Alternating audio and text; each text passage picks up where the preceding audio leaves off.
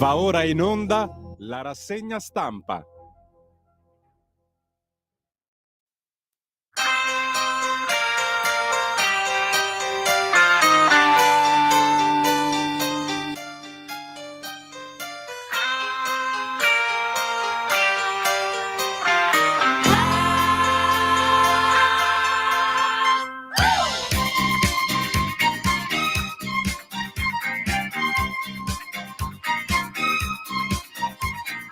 Voulez-vous un rendez-vous tomorrow?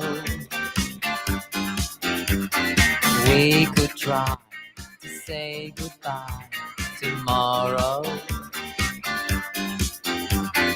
Don't you know where I come from? Can't you feel love coming on?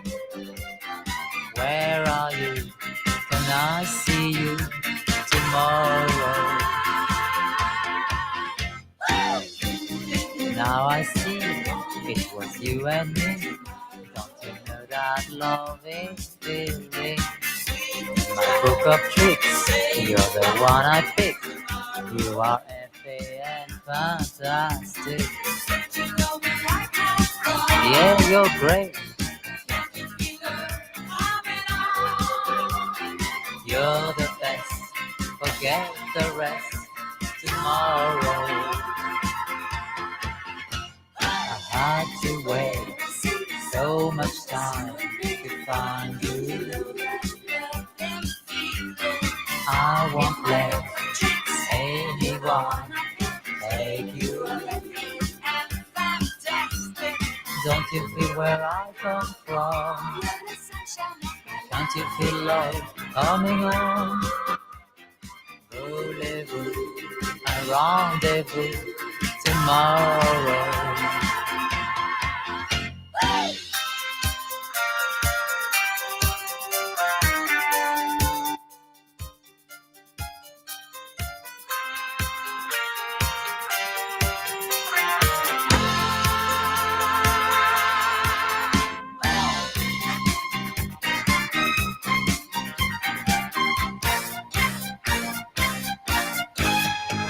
Voulez-vous un rendez-vous tomorrow? We could try to say goodbye tomorrow. Don't you know where I come from? Can't you feel love coming on? Where are you? Can I see you tomorrow? Voulez-vous un rendez-vous tomorrow? You're the best, forget the rest tomorrow. Voulez-vous un rendez-vous tomorrow?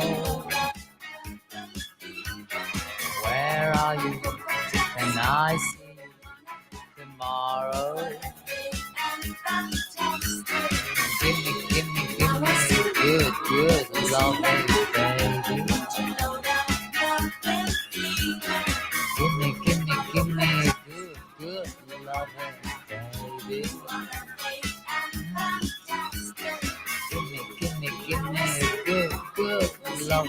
tomorrow.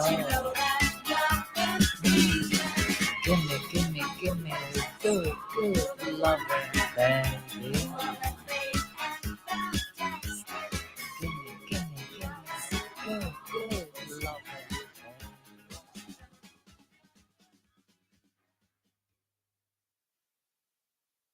Bastano poche bustine di cibo terapeutico.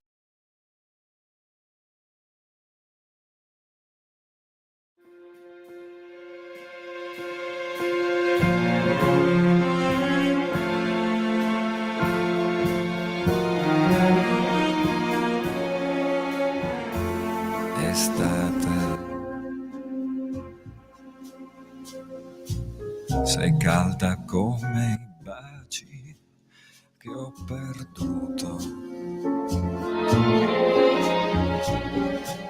Sei piena di un amore che passato che il cuore mio vorrebbe cancellare. Odio l'estate, il sole che ogni giorno ci scaldava, che splendidi tramonti dipingeva. Adesso brucia solo con furore. Tornerà un altro inverno, cadranno 1000 petali di rose, la neve coprirà tutte le cose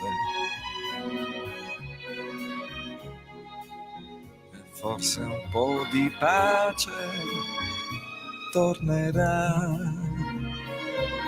Odio l'estate.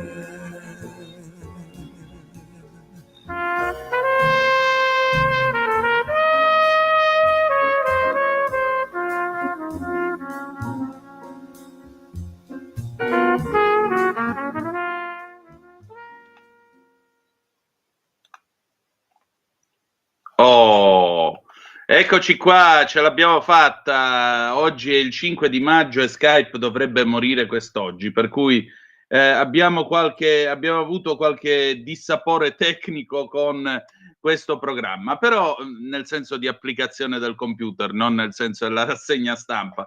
No, io volevo dire, nel 1979, appena 2 anni dopo l'uscita del pezzo Start, che avete ascoltato all'inizio di questa trasmissione, Beppe Grillo avrebbe commentato questo pezzo, appunto, Amanda Lear, Tomorrow, dicendo se mi inviti io vengo accompagnato dai carabinieri, perché lui temeva la voce profonda di Amanda, che continua a essere una voce estremamente profonda, calda e coinvolgente. Bene, siete sulle magiche onde di Radio Libertà, amiche e amici miei, ma non dell'avventura. Intanto buongiorno, questa è la rassegna stampa di Io sono Antonino Danna e questa è l'edizione di oggi, lunedì 5 di maggio dell'anno del Signore 2025, le 7:37 minuti e 12 secondi. Vi ricordo, date il sangue in ospedale, serve sempre, salverete vite umane, chi salva una vita umana salva il mondo intero. Secondo appello, radiolibertà.net, fesso chi non lo legge, perché vi perdete un bellissimo giornale online con i Liberamente di Giovanni Sallusti, gli Autodafè di Giulio Cainarca, la rassegna stampa del sottoscritto in sostituzione temporanea di Semivarin, videopillole e molto altro ancora, ladies and gentlemen. E allora adesso noi cominciamo. Le nostre coordinate sono sempre quelle: 340 670 9659 se volete mandare le vostre zappe o WhatsApp a questa trasmissione, oppure 029294 7222 se avete voglia di usare il telefono quando lo dirò io. Saluto in plancia comando e gli auguro buon lavoro il nostro Francesco, pastore di onde, che mi permette di essere qui tra voi e proiettarmi alle vostre orecchie e ai vostri occhi. Allora diamo un'occhiata rapida alle agenzie. Ecco qui l'ANSA, ladies and gentlemen. Trump, odio tremendo tra Putin e Zelensky, forse la pace non è possibile. Il presidente USA conferma i colloqui con la Russia. Lo zar: posso vincere senza l'atomica, la riconciliazione con i nostri vicini è inevitabile. Ancora la Romania, Simeon, anti-UE e anti-NATO, in testa alle presidenziali, al ballottaggio lo sfiderà Dan. Ancora Medio Oriente, missile lanciato da Houthi colpisce l'aeroporto di Tel Aviv, Netanyahu: risponderemo. A Settala, ha ucciso la mamma, bimba chiama il 118 e fa arrestare il padre. Andiamo a dare anche un'occhiata, già che ci siamo, alla ADN Kronos, Ucraina-Russia, vedete l'apertura è uguale, Ucraina-Russia, Trump scettico sulla pace, poi ci si mette di mezzo la pubblicità quando non serve, Zelensky, tregua possibile anche da ora, ancora conclave 2025, conto alla rovescia, oggi doppia congregazione per i cardinali, per domani martedì è prevista un'altra congregazione alla mattina, maltempo, piogge temporali, allerta arancione in Lombardia, Emilia Romagna e Toscana, elezioni della Romania, Simeone in testa al primo turno nelle presidenziali, Piastri vince il GP di Miami, doppietta McLaren, flop Ferrari e poi ovviamente il missile che ha colpito l'aeroporto Ben Gurion a Tel Aviv. Chiudiamo con la BBC. La BBC parla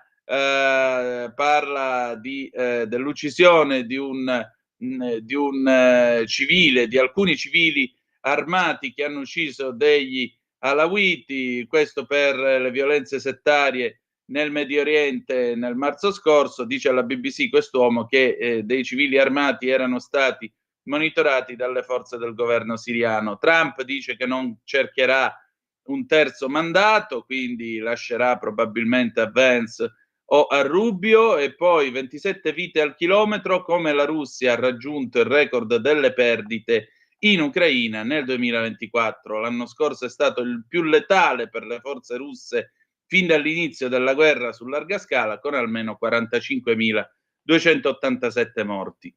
Detto ciò, andiamo a vedere le prime pagine dei giornali di oggi. Siccome oggi alle 9:15 avremo l'onorevole Molinari, non ci saranno le testate regionali, ma vi diamo ovviamente quelle nazionali. Eccoci qua, il Corriere della Sera, mitico Corrierone, Avvenire a lunedì non esce.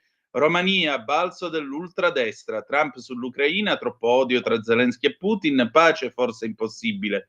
Simeone si impone al primo turno con oltre il 40%. Al ballottaggio sfiderà il sindaco di Bucarest, filo europeista. Conclave, nuovi veleni su Parolin e Tagle, Dolan contro il leader USA, un errore la foto. In particolare veleni su Parolin e Tagle accusati da un'associazione USA di aver abusi sessuali. Ma ci sarebbe un motivo politico, i due cardinali sostengono il dialogo con la Cina. Ancora c'è un'intervista poi a Liliana Segre, repulsione per il governo di Netanyahu.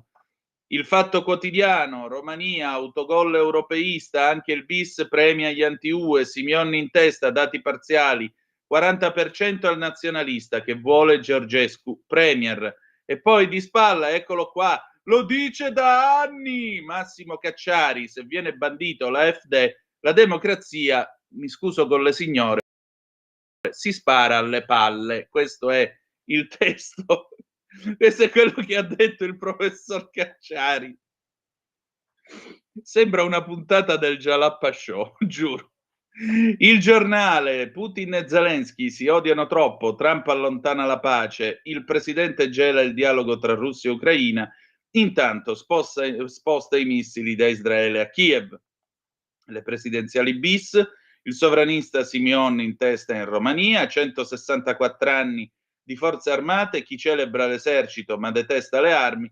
E poi vedete questo collage di fotografie, gioventù bruciata, non diamo valore ai nostri giovani, gli adulti ora riflettano, dal tifoso allo schianto in auto, weekend di sangue, 5 morti, Bergamo, Treviso e Brindisi. Il Tempo, altro titolo geniale del Tempo di stamattina, dedicato al conclave, fumata grigio di Londra, la trattativa di Parolin con Erdogan e i conservatori, fra veleni e smentite, spunta la sua firma sull'ultima carta dell'affaire del caso Becciu. Fu il segretario di Stato ad autorizzare l'uscita dal fondo che costò 40 milioni al Vaticano e intanto il ticket col prelato ungherese punta a far nascere il pontificato della tregua. La confessione del presidente, Trump, odio tremendo tra Trump e Zelensky, così forse la pace è davvero impossibile. Verso le regionali, caos in Campania, spunta De Rao, il candidato che piace a De Luca, traballa il patto PD 5 Stelle su Fico. E poi c'è il momento più divertente della rassegna stampa, il tempo di Osho. Avete sentito, poi leggeremo anche l'intervista da Anna Cisint. Avete sentito di questi bambini che non sono in ginocchio, attenzione, in italiano si dice che sono prostrati. che è diverso, perché ci si prostra quando ci si stende, come si sono stesi i bambini imitando i musulmani verso la Mecca, e si adora qualcuno, per cui è ancora più grave. Bimbi in ginocchio in moschea, scelta agghiacciante. C'è questa mamma che chiede al suo piccino: che vuoi per merenda? Ma quale merenda, ma sto a fare il Ramadan. Date una medaglia a quest'uomo. La Repubblica, Trump, pace impossibile. Il presidente in ritirata, Putin e Zelensky si odiano troppo, la frase shock sulla Costituzione. Non so se rispettarla. Gli USA spostano i Patriot da Israele per proteggere Kiev. I leader del Cremlino, finiremo il lavoro in Ucraina. Di spalla, missile Houthi colpisce l'aeroporto di Tel Aviv. A sinistra in Romania vola il candidato dell'ultradestra. Fotonotizia, centropagina, conclave, scrive il collega Jacopo Scaramuzzi, conto alla rovescia le sorprese tra i papabili. E poi quei giovani che non fanno notizia di Concita De Gregorio, rissa tra tifosi di Inter e Atalanta, ucciso a 26 anni con una coltellata. Eccolo qua, questo povero ragazzo, questo figlio di mamma, Riccardo Claris, ucciso a 26 anni per una fottutissima partita di pallone. Rendetevi conto quanto l'idiozia sia ormai generalizzata in questo paese e più in generale nell'Occidente. La Stampa, Ucraina, la pace è impossibile, e ovviamente un abbraccio alla famiglia e a lui. Dicevamo, Ucraina, la pace è impossibile. Sulla Stampa, elezioni in Romania, al primo turno trionfa il candidato d'ultradestra, gli USA spostano i Patriot da Israele a Kiev, Trump all'NBC, troppo forte l'odio tra Putin e Zelensky, non so se rispetterò la Costituzione. Islam e Cina sul tavolo del conclave, crescono i temi di confronto tra i cardinali che orientano la scelta dei candidati, ma le divisioni rimangono. Di spalla a Bergamo, Riccardo ucciso da un ultra dell'Inter, violenza e coltelli della generazione Z. La cronaca, la mamma è morta, arrestate il mio papà. Andiamo alla verità. Exit poll, in vantaggio il partito di Simeon, Romania voto già sotto scacco, la solita scusa, gli hacker russi. A novembre il risultato delle presidenziali a Bucarest è stato annullato per presunte attività di Mosca, eliminato Georgescu per via giudiziaria, la destra ci riprova. E subito riparte il carosello sulle interferenze per mettere le mani avanti in chiave pro Bruxelles. FD e Vaticano, nei sondaggi e nelle elezioni vale l'opinione dei giusti, osserva saggiamente Francesco Borgonovo. Fotonotizia, centropagina, eccolo qua con il solito dito puntato. Il martire Saviano ne dice una giusta: ho fallito tutto. Crescono le violenze degli stranieri, ma i bimbi vanno a lezione dall'imam, la cronaca svela il problema culturale, ma c'è il caso della gita in moschea dell'asilo veneto. Quest'asilo del Trevigiano ha portato i bambini in una moschea facendo loro mimare la preghiera islamica. Un'ingenuità bonista che stride nell'Italia di oggi, dopo le molestie del concertone e l'omicidio di una donna da parte del marito marocchino nel milanese. Aggiungerei una cosa o una domanda. Ma i ragazzi invece della moschea ora li porteranno in parrocchia a recitare il Santo Rosario? Lo domando per un amico, fatemi sapere. A lezione di Corano, questo è Libero che titola in questo modo: a lezione di Corano, indagine sulla gita in moschea, il Ministero chiede verifiche sulla visita dei bimbi dell'asilo, un centro islamico del Trevigiano, duro il centrodestra, il PD esulta, bello che la scuola crei ponti. Ora, io veramente mi vorrei prendere a schiaffi da solo, bello che la scuola crei ponti, amici del PD. Quindi fatemi capire, a voi va bene l'idea che questi bambini vadano lì, si inchinino verso la Mecca, eccetera, eccetera, e quindi approvino una religione nella quale, nel bene e nel male, la donna, che si possa interpretare, che se ne pensi, la donna è un essere che non ha alcun potere nei confronti dell'uomo, alcun diritto e alcun valore, visto e considerato che la sua testimonianza vale meno di quella di un uomo, non ha il diritto di divorziare dall'uomo, non ha il diritto di allontanarsene, e sostanzialmente deve starsene chiusa in casa, perché se no fuori chissà che cosa le succede. Ecco, a dei bambini che saranno futuri cittadini di una nazione laica e occidentale viene fatto questo. Viene fatto questo. E questo sarebbe creare ponti. No, questo si chiama sottomissione, amici del PD. Sottomissione. Poi dici che io mi sbaglio, me lo auguro. Fotonotizie centropagina, eccolo qua, sorridente, questo è un altro che te lo raccomando. Migranti e diversi, l'omelia del cardinale Avelenni, il manifesto rosso del Papa di Macron. Antonio Socci dice un'ovvietà, come fermare il crollo dei fedeli, ai cattolici serve un pontefice che parli di Dio. Ma guarda un po', incredibile. Allora, certo, se tu ti riduci a dover scrivere una cosa del genere in prima pagina sul Libero è perché evidentemente il predecessore del prossimo pontefice non parlava molto di Dio, evidentemente. 340 670 9659 se avete voglia di dire la vostra attraverso la zappa o il WhatsApp. Quali sono dunque i temi della rassegna stampa odierna alle 7:50 minuti e 26 secondi? La Romania, il Trentino, perché ci sono state le elezioni nel Trentino Alto Adige, l'Ucraina, l'Islam con questa storia della moschea, i giovani con il giovane tifoso bergamasco morto in questo modo atroce, e poi chiuderemo con il conclave. Però la cosa, tanto per cominciare, andiamo a vedere quindi che cosa è successo in Romania che terrorizza così tanto i buoni e giusti, e in particolare ce ne andiamo a pagina 14 di Il Giornale, ladies and gentlemen. A proposito, stasera non perdete Zoom perché alle 18:35 ci sarà in onda Roberto Giardina che ci racconterà che cosa sta succedendo con l'AfD in Germania, perché chiaramente sapete che in Germania questo report dei servizi segreti suggerisce al governo di dichiarare fuori legge l'AfD. Allora, Bucarest alle urne, siamo qua su Il Giornale, Bucarest alle urne, la nuova sfida per l'Europa, il primo turno va a Simeon, ma la Romania è spaccata. Sovranista in testa con oltre il 30%, i due moderati inseguono, giornata di attacchi di hacker russi, poche risposte, exit poll incerti. Non ho altro obiettivo che il primo posto per il popolo romeno, a parte il fatto che a me hanno detto che si dice rumeni. Che voglio servire, ha detto al seggio elettorale, in una giornata che lui stesso ha definito uno spartiacque per la Romania. L'obiettivo è raggiunto con oltre il 30% delle preferenze secondo i primi exit poll per George Simeon, 38 anni, fondatore e leader dell'AUR, l'Alleanza per l'Unione dei Rumeni, leader di estrema destra e euroscettico e anti-immigrazione, fan di Donald Trump e contrario all'invio di aiuti all'Ucraina, pronto a spingere il paese fra le braccia della Russia.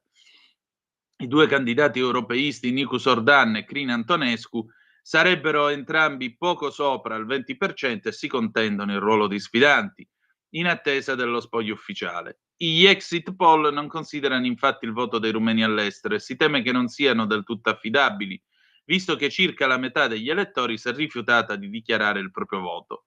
La missione sembra tuttavia compiuta per Simeon, almeno al primo turno delle presidenziali, preludio del ballottaggio che in assenza di un candidato che superi il 50% dei consensi è fissata al 18 maggio, quando si deciderà definitivamente il successore dell'attuale presidente Klaus Iohannis, in una Romania che appare spaccata tra la spinta europeista e atlantista e le forze antisistema.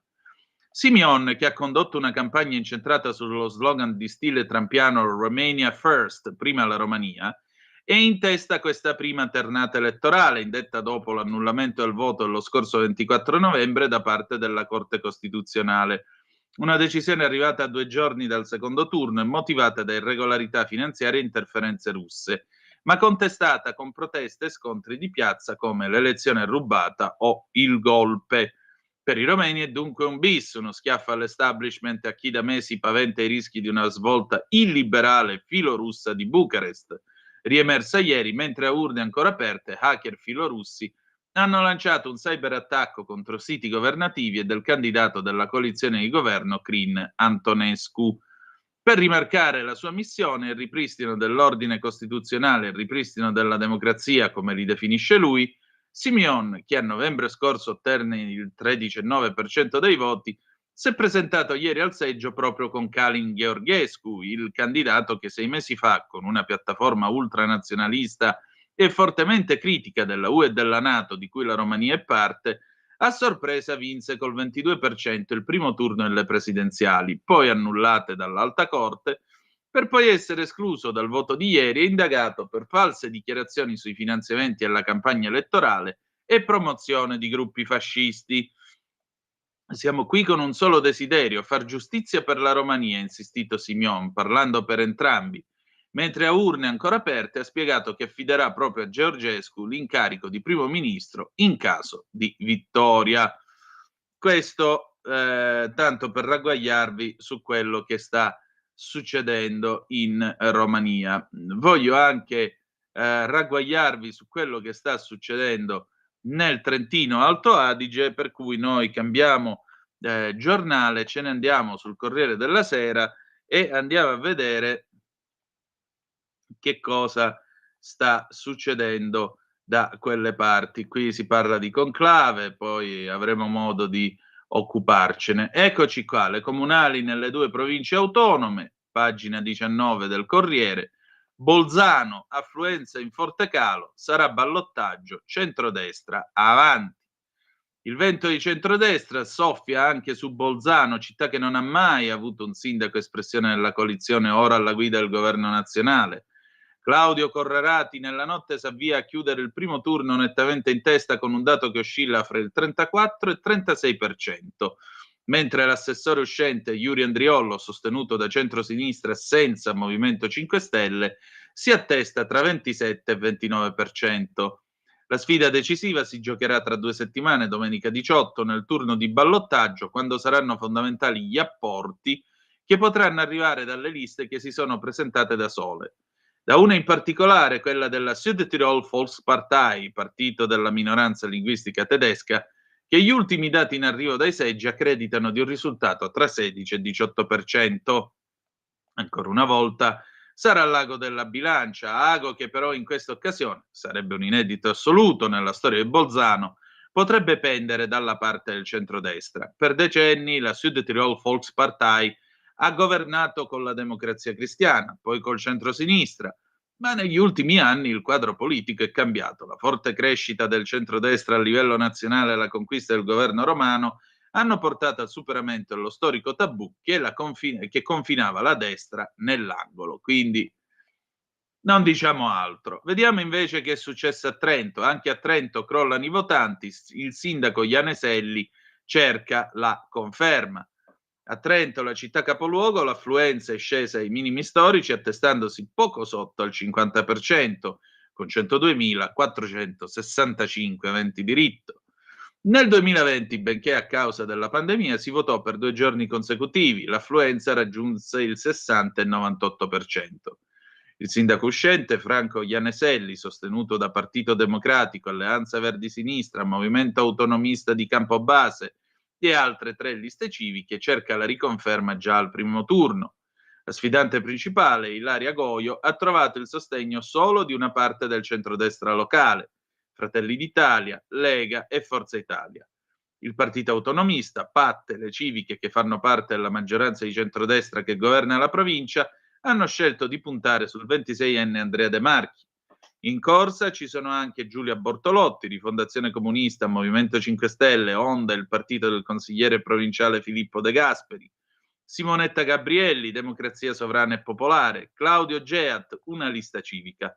Per Ianeselli, ex segretario provinciale della CGIL, un eventuale ballottaggio sarebbe quasi una sconfitta.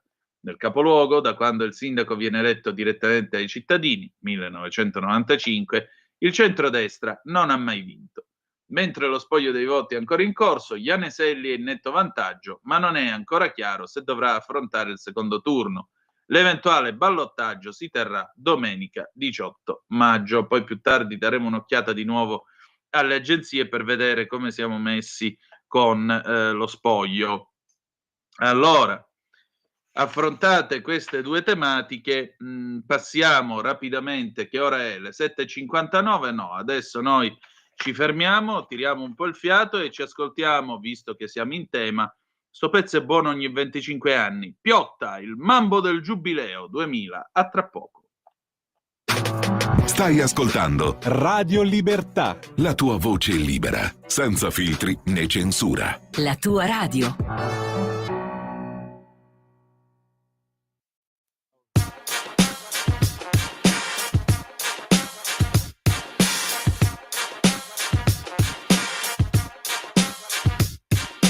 Vengo dal Colosseo, col Vespino lo sopportò. De prima me fa una piotta, de seconda non ce lo so. Roma cosmopolita è la musa che mi sta ispirando, la sto guardando e mi sto innamorando. D'estate il tropico del cancro come a Cuba, nei chioschi a Lungotevere, gratta che arruba. Sud a Trastevere sta per esplodere un caldo mambo che non si può corrodere. Cocomeri, meloni e cocco, che botto, un chinotto corretto con Rudy, io sto cotto. Aria fresca sotto la veranda del salotto, un sogno che sta uscendo da un cassetto rotto. In eterno, eterna, Roma città aperta, un cielo costellato che fa tutti da coperta. Vengo dal Colosseo, col Vespino lo sopportò. Se prima me fa una piotta, e seconda non ce lo so. Vengo dal Colosseo, col Vespino lo sopportò. Se prima me fa una piotta, e seconda non ce lo so. Un cuore, un amore, camicia aperta a fiori, con la capezza al collo e la cabeza un po' fuori, sulla maglia a colori con un volto affascinante. Non sa se è un combattente o un cantante militante. Toni controcorrenti in questo giubileo, stelle cadenti e baci sotto al Colosseo. Spengo la luce e sogno le stelle delle Antille, ma al ritmo della noce anche a Roma vola a 1000.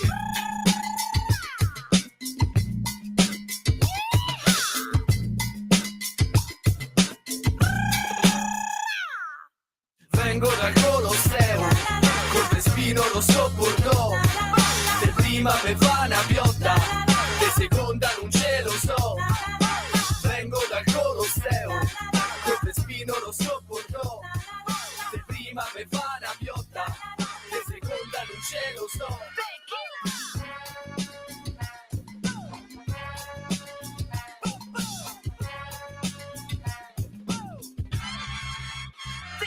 Non mi ami, ma quanto mi ami, Tony mi ami, 1000 sogni tra le mani. Ora penso solamente alla mente e alla danza, come quintessenza del sapore che ora avanza. Dentro alla salsa con lo stile più perfetto, 1000 vibrazioni che si infiammano nel petto. Il futuro della vita, musica cosmopolita. Se senti che fa caldo ora arriva la tequila. È il ritmo della vita, viene su dall'asfalto, chica come Sabrina. Baila questo mambo, viva Santo Domingo, Bahama, La Habana. Stanotte questa luna dura fino a stamattina.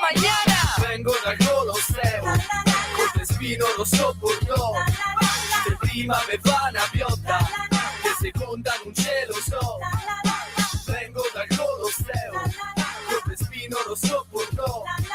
Se prima me fa una piotta, se seconda non ce lo so. Vengo dal Colosseo, col Vespino lo sopportò. Se prima me fa una piotta, se seconda non ce lo so. Con la terza mese in grippa e la quarta non ce l'ha. Il mambo del giubileo, tutto il mondo una sola città.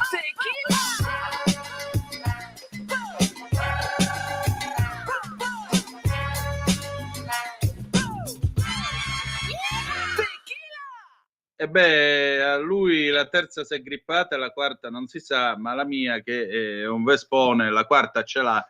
E diciamo che se c'ha pure il vento a favore fino a 90 arrivo, dai.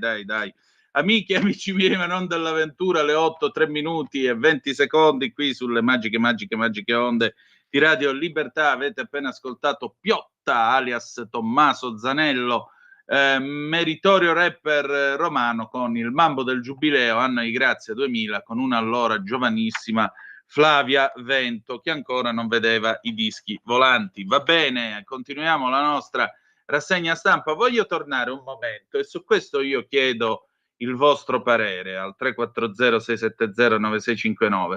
Allora, vorrei tornare sulla questione Romania, che poi a sua volta si lega a filo doppio, aggiungerei, con la questione dell'AfD, perché ci sono due interessanti interviste. Una appunto è quella al professor Cacciari, che vedremo tra poco, e questa che è sul Corriere della Sera a Luciano Violante, l'ex presidente della Camera ed ex magistrato. E Violante al Corriere della Sera dice giustamente: la democrazia si difende con la politica, i giudici sono l'ultima ratio, la vera lotta è sui valori. Cosa dice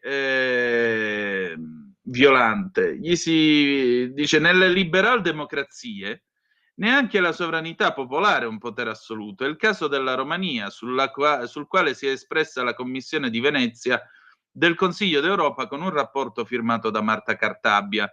In presenza di prove evidenti di manipolazione, di un dibattito pubblico leale e trasparente, del diritto di ricorrere in appello, la Corte Costituzionale può invalidare un'elezione, ma solo come ultima ratio, cioè come ultima possibilità.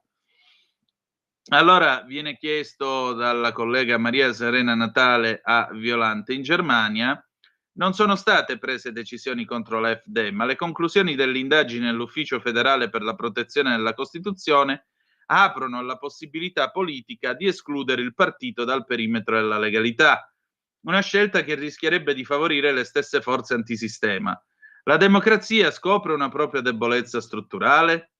Anche questa certificazione delle possibili degenerazioni autoritarie di AfD ha radice nella Costituzione tedesca, che prevede la possibilità di dichiarare fuorilegge forze pericolose per gli equilibri costituzionali. Sulla base di questo principio, nel 1956 fu bandito il Partito Comunista Tedesco. Non credo che la democrazia sconti con queste decisioni una propria debolezza, piuttosto sconta un deficit delle classi dirigenti. Spetta quindi in primis alla politica il compito di difendere la democrazia. Ha disimparato a farlo? Risposta: parlerei anche di trasmissione di valori. Dopo la caduta del muro di Berlino abbiamo creduto nello sviluppo illimitato ed automatico della liberal democrazia. Ma la democrazia non esiste data in natura, è il risultato delle scelte e del coraggio di chi l'ha costruita, a partire dalle rivoluzioni americana e francese. Con la fine della guerra fredda bisognava continuare a sostenere i suoi valori fondanti, insieme a un ideale di giustizia sociale che invece non abbiamo coltivato e del quale si è appropriata la destra, trasformando la frustrazione dei più deboli in ostilità verso immigrati e classi dirigenti tradizionali.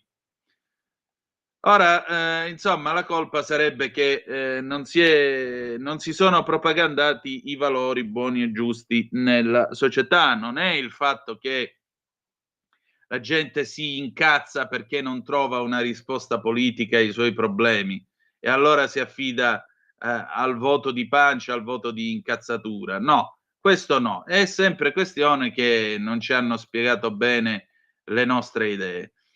E allora sentiamo il professor Cacciari, che invece dice una cosa molto più intelligente. No, intelligente no, interessante, ecco, perché sono entrambi due persone di estrema intelligenza, sia Violante che il professor Cacciari. Eccolo qua sul Fatto Quotidiano e lui dice una cosa.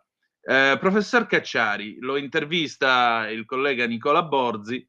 Professor Cacciari, cosa pensa delle indagini dei servizi tedeschi su AfD e del rischio che AfD sia esclusa dai contributi pubblici in quanto considerata d'estrema destra? Credo che siano tutti ballon d'essai. Mi parrebbe folle se un partito col 20% come AfD venisse messa fuori legge.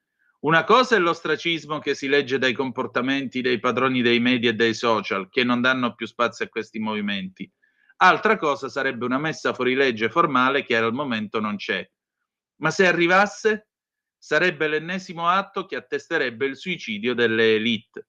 A Bucarest però Georgescu è stato estromesso. La Romania è tra i paesi la cui maturità democratica è tutta da verificare.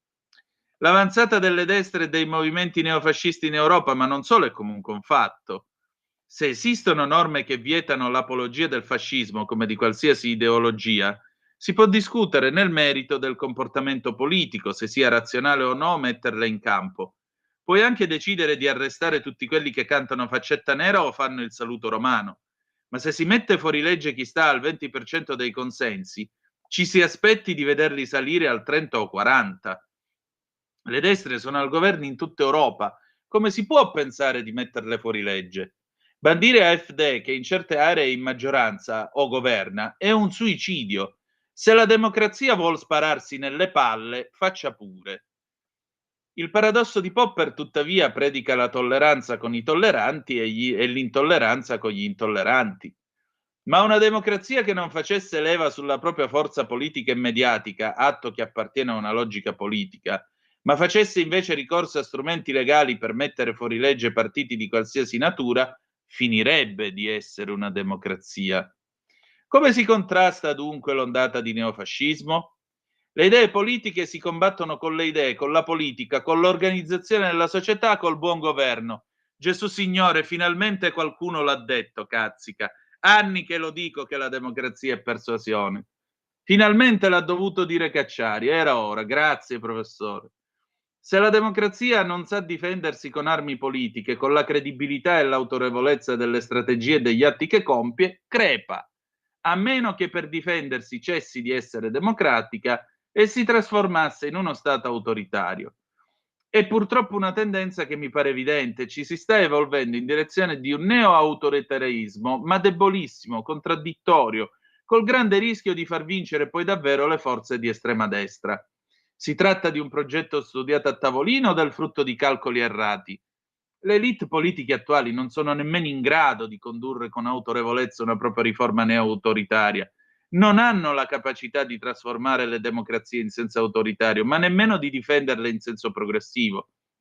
Sono in mezzo al guado, incapaci, contraddittorie, e in questa situazione le destre vere crescono. Sono anni che le cosiddette sinistre governano l'Europa con norme liberticide che poi portano alla crescita delle destre. Decenni fa lei si interrogò sugli operai del nord Italia, orfani dell'ideologia comunista che votavano Lega. Siamo ancora lì?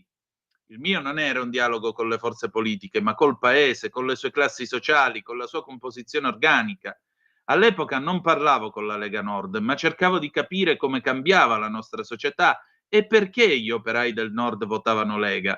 Si tratta di quello che poi è avvenuto alla grande nel cuore dell'Occidente, negli USA, questioncelle sfuggite totalmente alle cosiddette sinistre. Ormai tutti i buoi sono scappati dalla stalla. Oh, era ora. Professore, grazie, che Dio la benedica. Visto? Tac, ecco qua. E questa è la spiegazione. E questa è la spiegazione. La qualità dell'offerta politica non è che quello, AfD, allora lo dobbiamo cacciare, brutto, brutto, brutto. Anche perché, se mi posso permettere, a Zoom più volte lo stesso Giardina ce l'ha spiegato. È vero che un partito magari che ha il 20% di gente che davvero è ancora convinta e spera nell'avvento e nel ritorno di quel porco di Hitler, ma è altrettanto vero che l'80% degli altri che votano per l'AfD è tutta gente incazzata nera con la politica. E tanto è vero, spiegava lo stesso Giardina, che nel weekend tra il silenzio elettorale e poi le votazioni, le elezioni che ci sono state in Germania, per AfD sono passati al voto per AfD qualcosa come 1,5 milioni di voti dell'SPD. C'è gente che votava socialista, socialdemocratico, è passata a votare incazzata nera AfD. Erano fascisti e anzi erano nazisti e nemmeno lo sapevano, incredibile. Mo' abbiamo pure i nazisti a loro insaputa, è straordinario. Viviamo in un mondo straordinario, ditemi la verità, dai, 340-670-9659, voglio sentire le vostre zappe, poi ne parleremo anche con Molinari più tardi alle 9. Allora, adesso andiamo a vedere che sta succedendo nella martoriata ucraina, come diceva il defunto pontefice. Eccoci qua, siamo su Repubblica. Trump dice che c'è troppo odio, la pace è impossibile a Kiev e sfida la Costituzione. Vedete sempre questa cosa che il fascismo, voi siete dei fascisti, tutti voi, tutti. C'è fascismo ovunque, proprio uno apre la finestra, gente con la camicia nera, va per strada, gente che salta nel cerchio di fuoco, va al supermercato, uno che sale sulla pila dei barattoli della conserva e dichiara guerra alla Grecia e promette che gli spezzeremo le reni. Fascismo ovunque, ragazzi. Allora, sembra, ve lo giuro, sembra, se non fosse che viviamo nella realtà, sembrerebbe di stare in un film con Giorgio Bracardi quando faceva Catenacci. Cioè, veramente, è il mondo di Catenacci questo. Duce de qua, duce de là, duce de su, duce de giù, duce. Allora, la Repubblica. Prima di tornare alla Casa Bianca, Trump aveva garantito di mettere fine in 24 ore alla guerra tra Russia e Ucraina.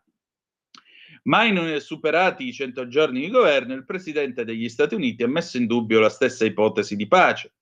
In un'intervista a NBC News, Trump ha detto che tra l'ucraino Volodymyr Zelensky e il russo Vladimir Putin c'è un odio troppo forte.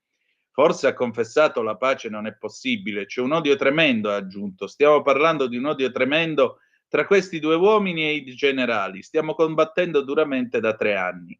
La realtà è che nelle ultime settimane Trump ha capito che Putin non vuole la pace. Il tycoon pensava davvero di convincerlo, congelando la situazione al fronte ed escludendo l'ingresso dell'Ucraina nella NATO. Trump sognava di annunciare la pace prima di Pasqua e partecipare alle celebrazioni degli 80 anni alla vittoria nella Seconda Guerra Mondiale, ospite di Putin sulla Piazza Rossa. Lo storico incontro con Zelensky in San Pietro e il successivo accordo sullo sfruttamento delle terre rare hanno accelerato lo spostamento del baricentro della Casa Bianca, già in atto da almeno 3 settimane. Trump aveva già minacciato di ritirarsi dai negoziati, mentre il segretario di Stato Marco Rubio aveva ammesso che una soluzione rapida non è all'orizzonte.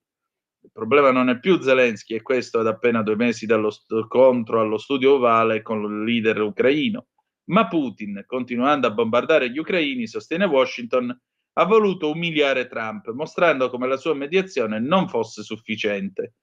Le parole d'apertura verso l'Ucraina del presidente adesso sono accompagnate dai fatti. Kiev riceverà nuovi aiuti dagli Stati Uniti. Un sistema di difesa aerea Patriot, che era stato di base in Israele, verrà inviato a Kiev dopo aver superato la revisione. Lo ha rivelato il New York Times, citando 4 funzionari del governo USA, i quali si sono rifiutati di dire quale fosse l'opinione di Trump.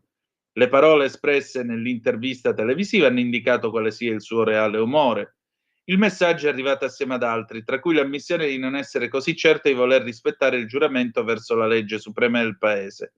Non so se sia mio compito, ha aggiunto, rispondendo alla domanda della giornalista Kristen Welker, che gli chiedeva se pensasse di rispettare la Costituzione. Trump continua a spingere verso nuovi limiti il potere esecutivo.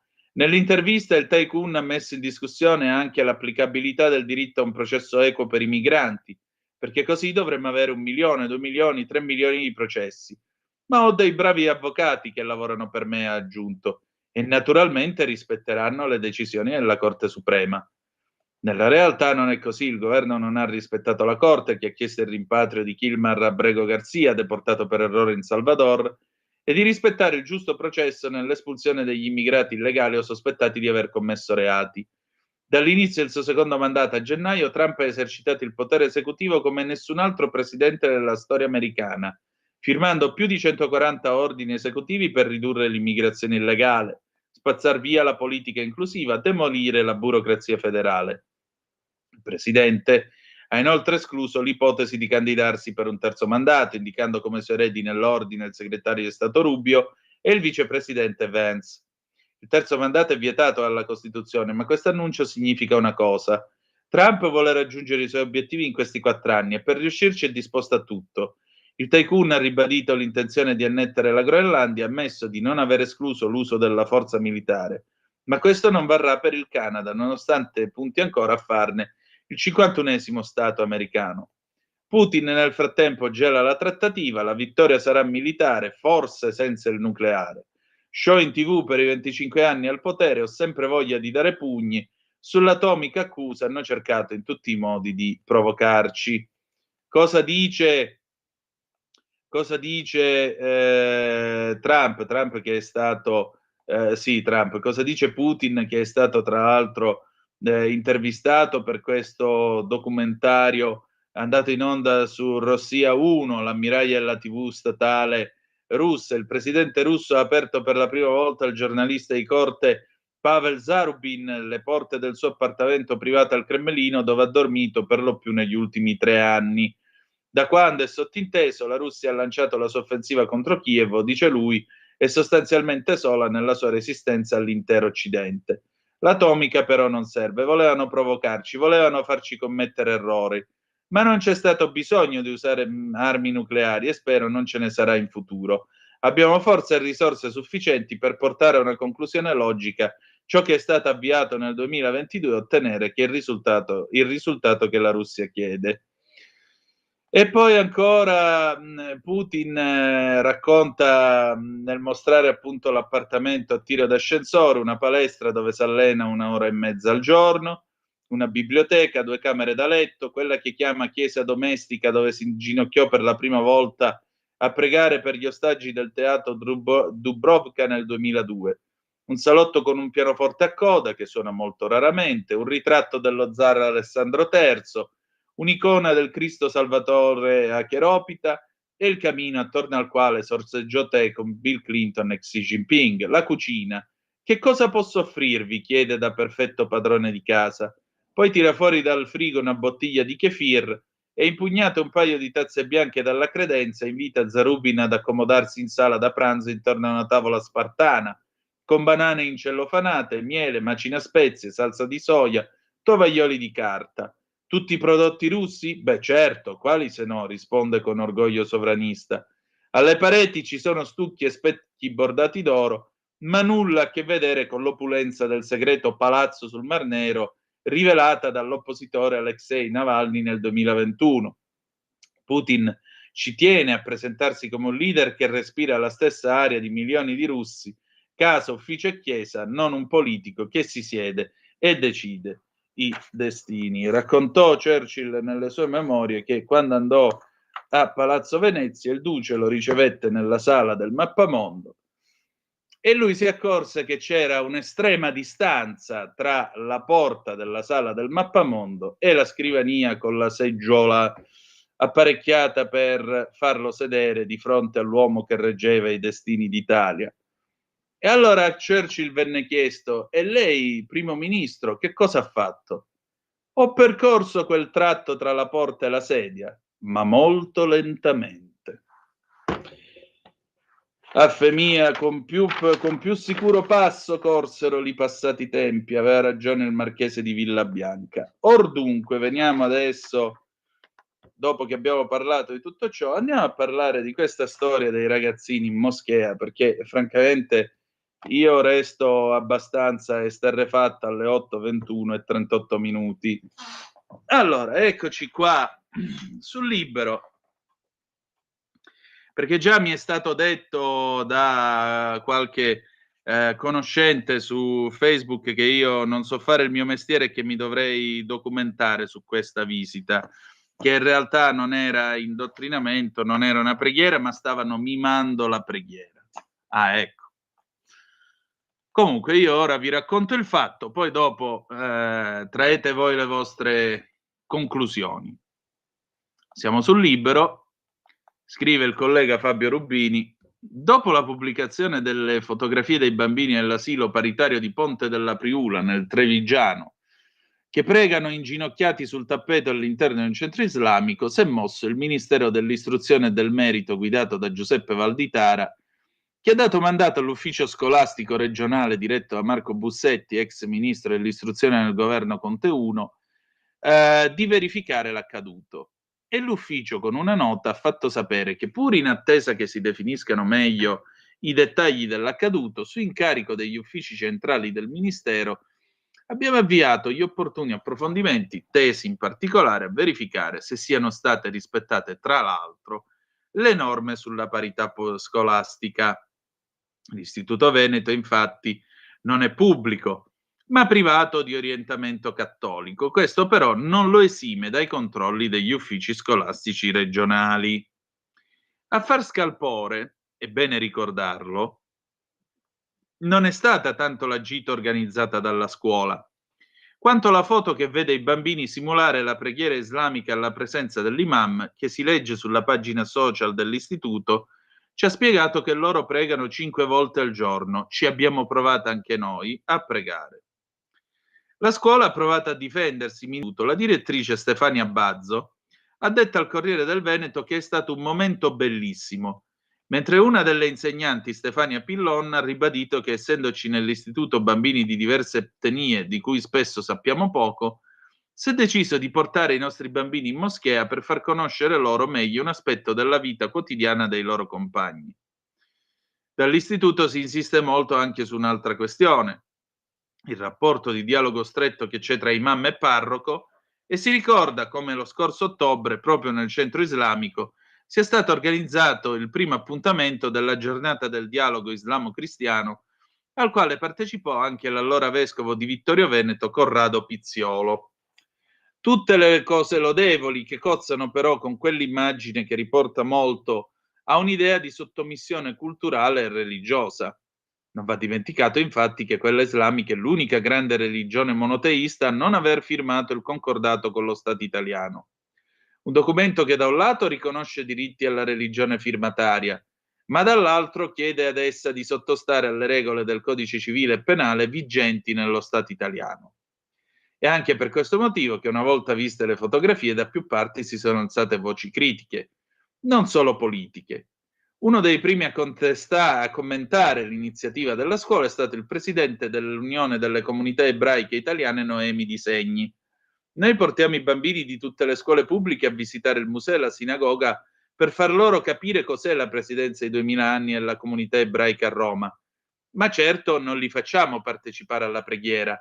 Ogni visita di un luogo di culto, prosegue Di Segni, deve avere il sapore della convivenza in termini di condivisione, non di indottrinamento.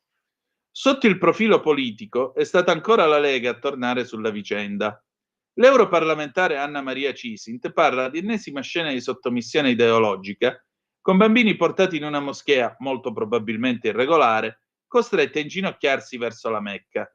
Chiede Cisint: chi ha autorizzato tutto questo? I genitori erano stati informati davvero o si è agito di nascosto? Qui non si parla di educazione, ma di fondamentalismo bello e buono, con un imam che non ha perso l'occasione di catechizzare i giovani alunni. Per questo Cisint scriverà al sindaco: voglio sapere chi ha autorizzato questa follia e pretendo un controllo immediato su quella moschea. Sulla stessa linea la collega Silvia Sardone, da anni nel mirino dei fondamentalisti proprio per le sue battaglie contro la radicalizzazione islamica. Questo episodio è solo l'ultimo esempio di una preoccupante deriva, l'islamizzazione strisciante della scuola italiana. Altro che integrazione e conoscenza delle altre culture. Si rischia di usare la scuola per una resa senza condizioni ai valori dell'Islam, che spesso, a partire dalla libertà delle donne, sono in netto contrasto con i valori occidentali. Piccola parentesi, ora ve la racconto perché tanto sono passati ormai 11 anni, la possiamo raccontare. Che ora è? Le 8:27. Nel lontano 2014 è successo che al Duomo di Milano una signora, non sappiamo proveniente da dove, abbia steso il tappetino e si sia messa a pregare inginocchiata, prostrata verso la Mecca, secondo la preghiera appunto musulmana. Cosa è successo? È successo che naturalmente la cosa ha creato non poco imbarazzo. In quell'occasione l'arciprete del Duomo, Monsignor Borgonovo, mandò una mail di istruzioni scrivendo sostanzialmente questa cosa qua, che si devono proibire atti di questo genere dentro il Duomo. Quindi se succedono queste cose bisogna invitare a uscire fuori questi che stanno cercando di fare preghiere di altri culti in una cattedrale cristiana. Ora, nell'anno 2014, verrebbe da dire manzonianamente, così andavano le cose dentro il Duomo di Milano.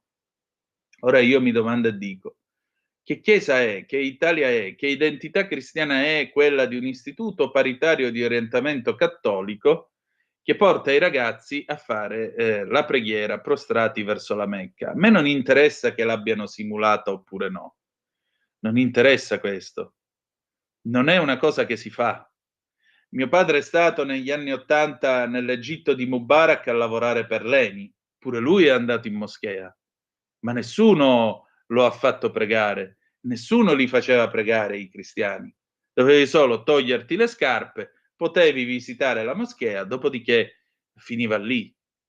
Quando si fanno queste cose, non è inclusione questa cosa qua, non lo è affatto, è sottomissione. E poi mi piace molto questa cosa, siccome non conosciamo le vite degli altri compagni, allora gli facciamo vedere dov'è che vanno e dove pregano. Siccome la maggioranza siamo comunque un paese di eredità cristiana, non diciamo più che siamo un paese cattolico, tanto qua c'è tanta di quella gente che parla, il crocifisso nelle aule qua e là, e poi non sa nemmeno farsi il segno della croce. Non è questo il punto. Però siamo eredi di 2000 anni cattolicesimo, questo sì. Siamo un paese cristiano, questo sì. La nostra cultura è imbevuta di cristianesimo, questo sì. Allora forse io li avrei portati prima di tutto a visitare le chiese, visto che non ci vanno nemmeno gli italiani. Io li avrei portati lì, poi ognuno, sapete com'è. Comunque aspettiamo che vadano a simulare la recita del rosario in chiesa, vediamo un po' se gli va bene questo o se gli crea qualche problema. Le 8:30, pausa, meteo, e poi ci ritroviamo con Cocchi e Renato e la vita del 1974, tra poco. Stai ascoltando Radio Libertà. la tua voce libera, senza filtri né censura. La tua radio.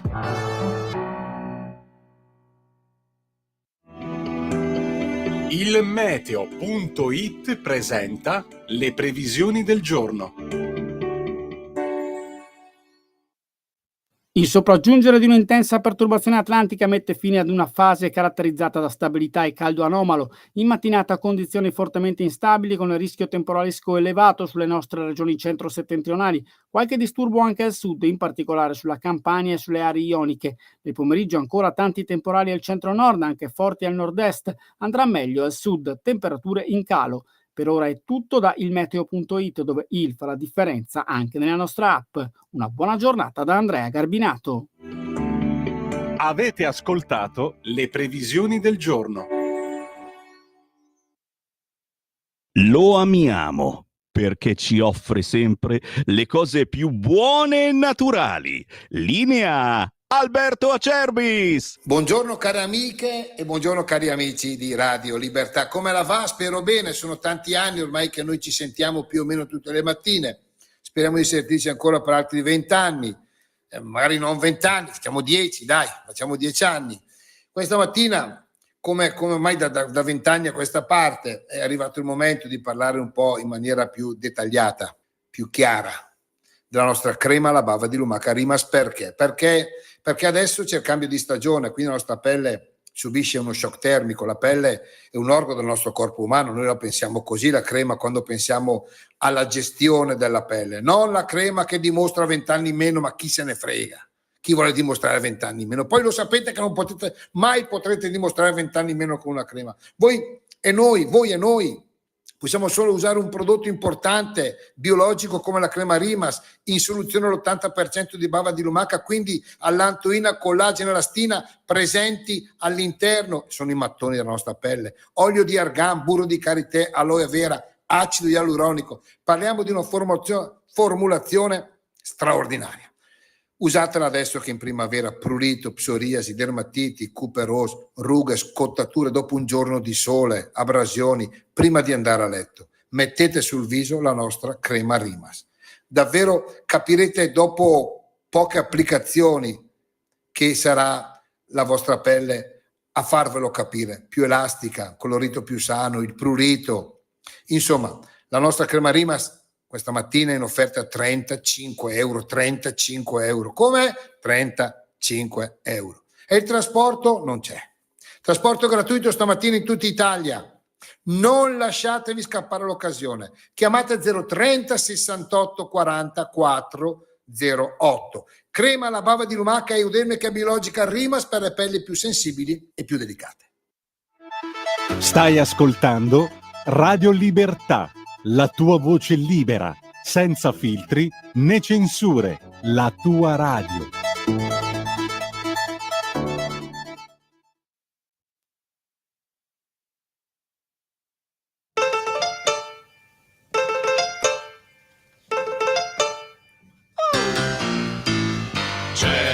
C'è chi soffre soltanto d'amore, chi continua a sbagliare il rigore. C'è chi un giorno invece ha sofferto e allora ha detto io parto, ma dove vado se parto? Sempre ammesso che parto. Ciao! A chi sbaglia a fare le strisce. Ciao! A chi invece avvelena le fissie.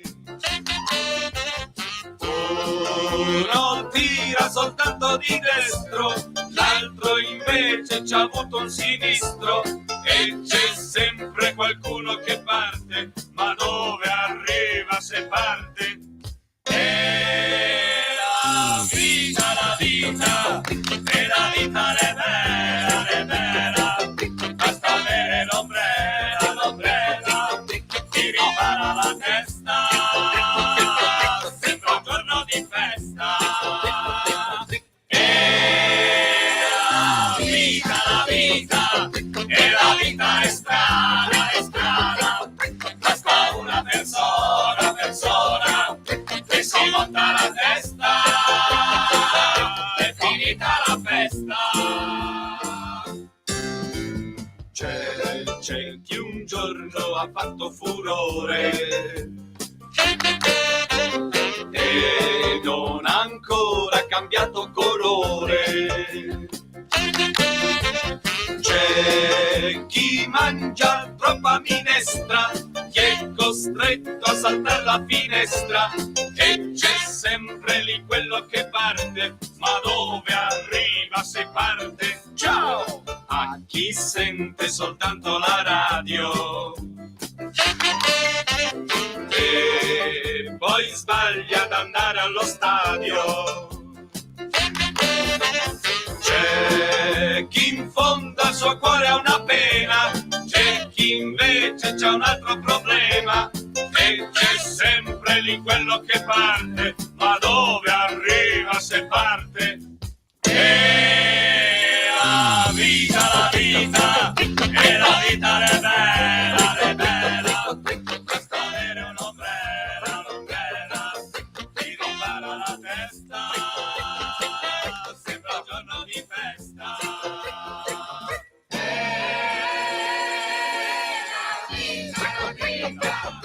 la vita è bella, basta avere l'ombrella, l'ombrella, ti ripara la testa, sembra un giorno di festa. La vita, la vita è strana.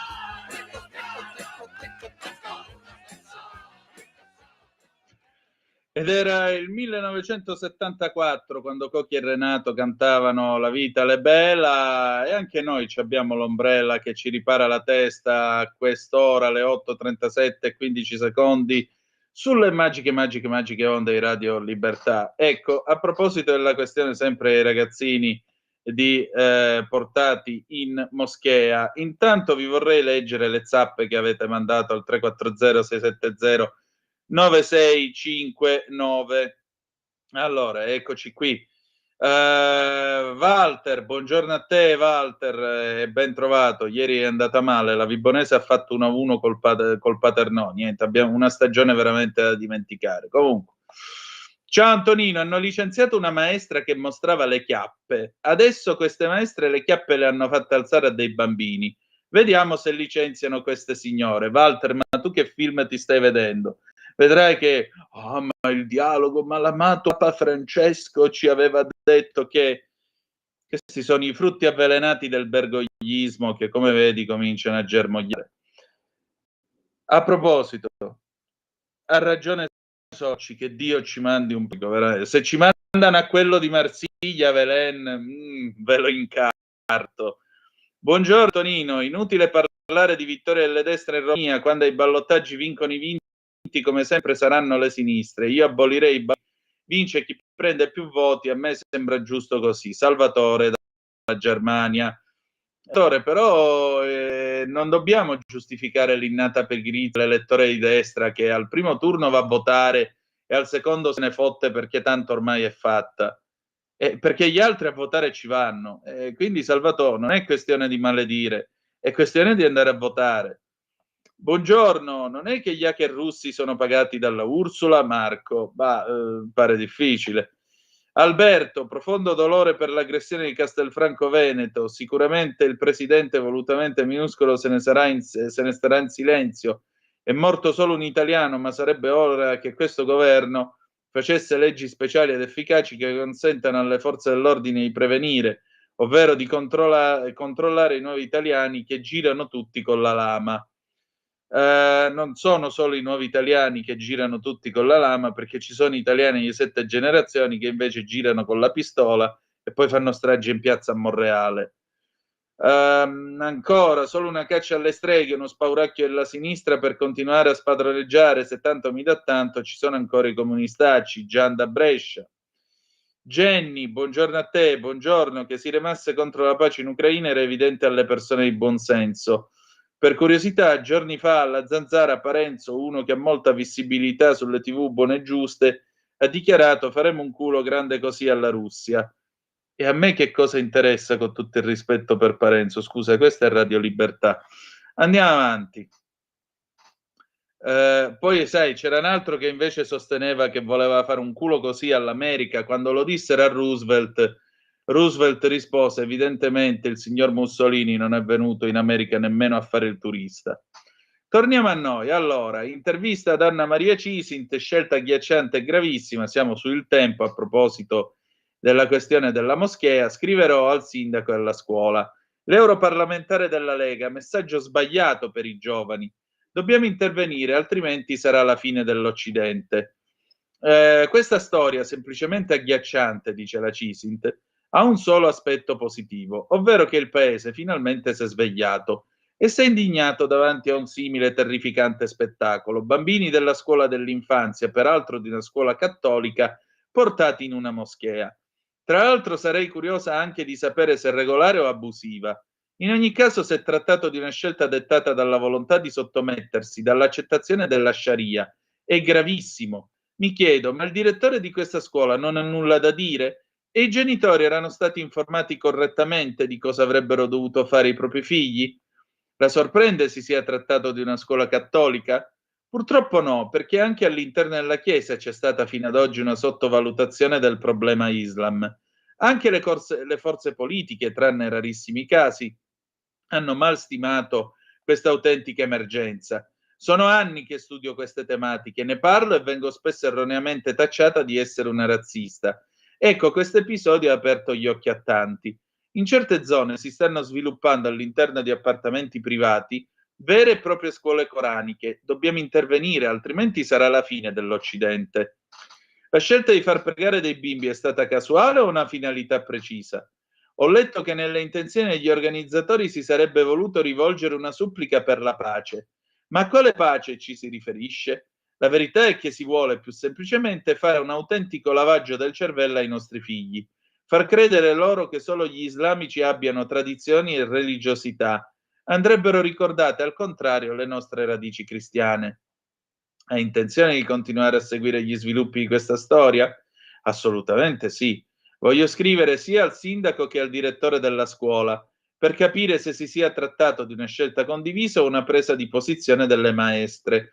Si tratta di un messaggio sbagliato e va fatto capire che certe situazioni non possono e non debbono assolutamente ripetersi. E uno dice a questo punto: vabbè, ma tanto la Cisint è cattolica, è battezzata, quindi tira l'acqua al suo mulino. Bene, il Tempo pubblica su Adsbai, che come sapete è musulmana ed è la responsabile per la Lega del Dipartimento Immigrazione e Integrazione. E giustamente Suad scrive: negli ultimi anni si sono moltiplicate le iniziative di incontri tra bambini di diverse religioni, spesso presentate come occasioni di dialogo e tolleranza.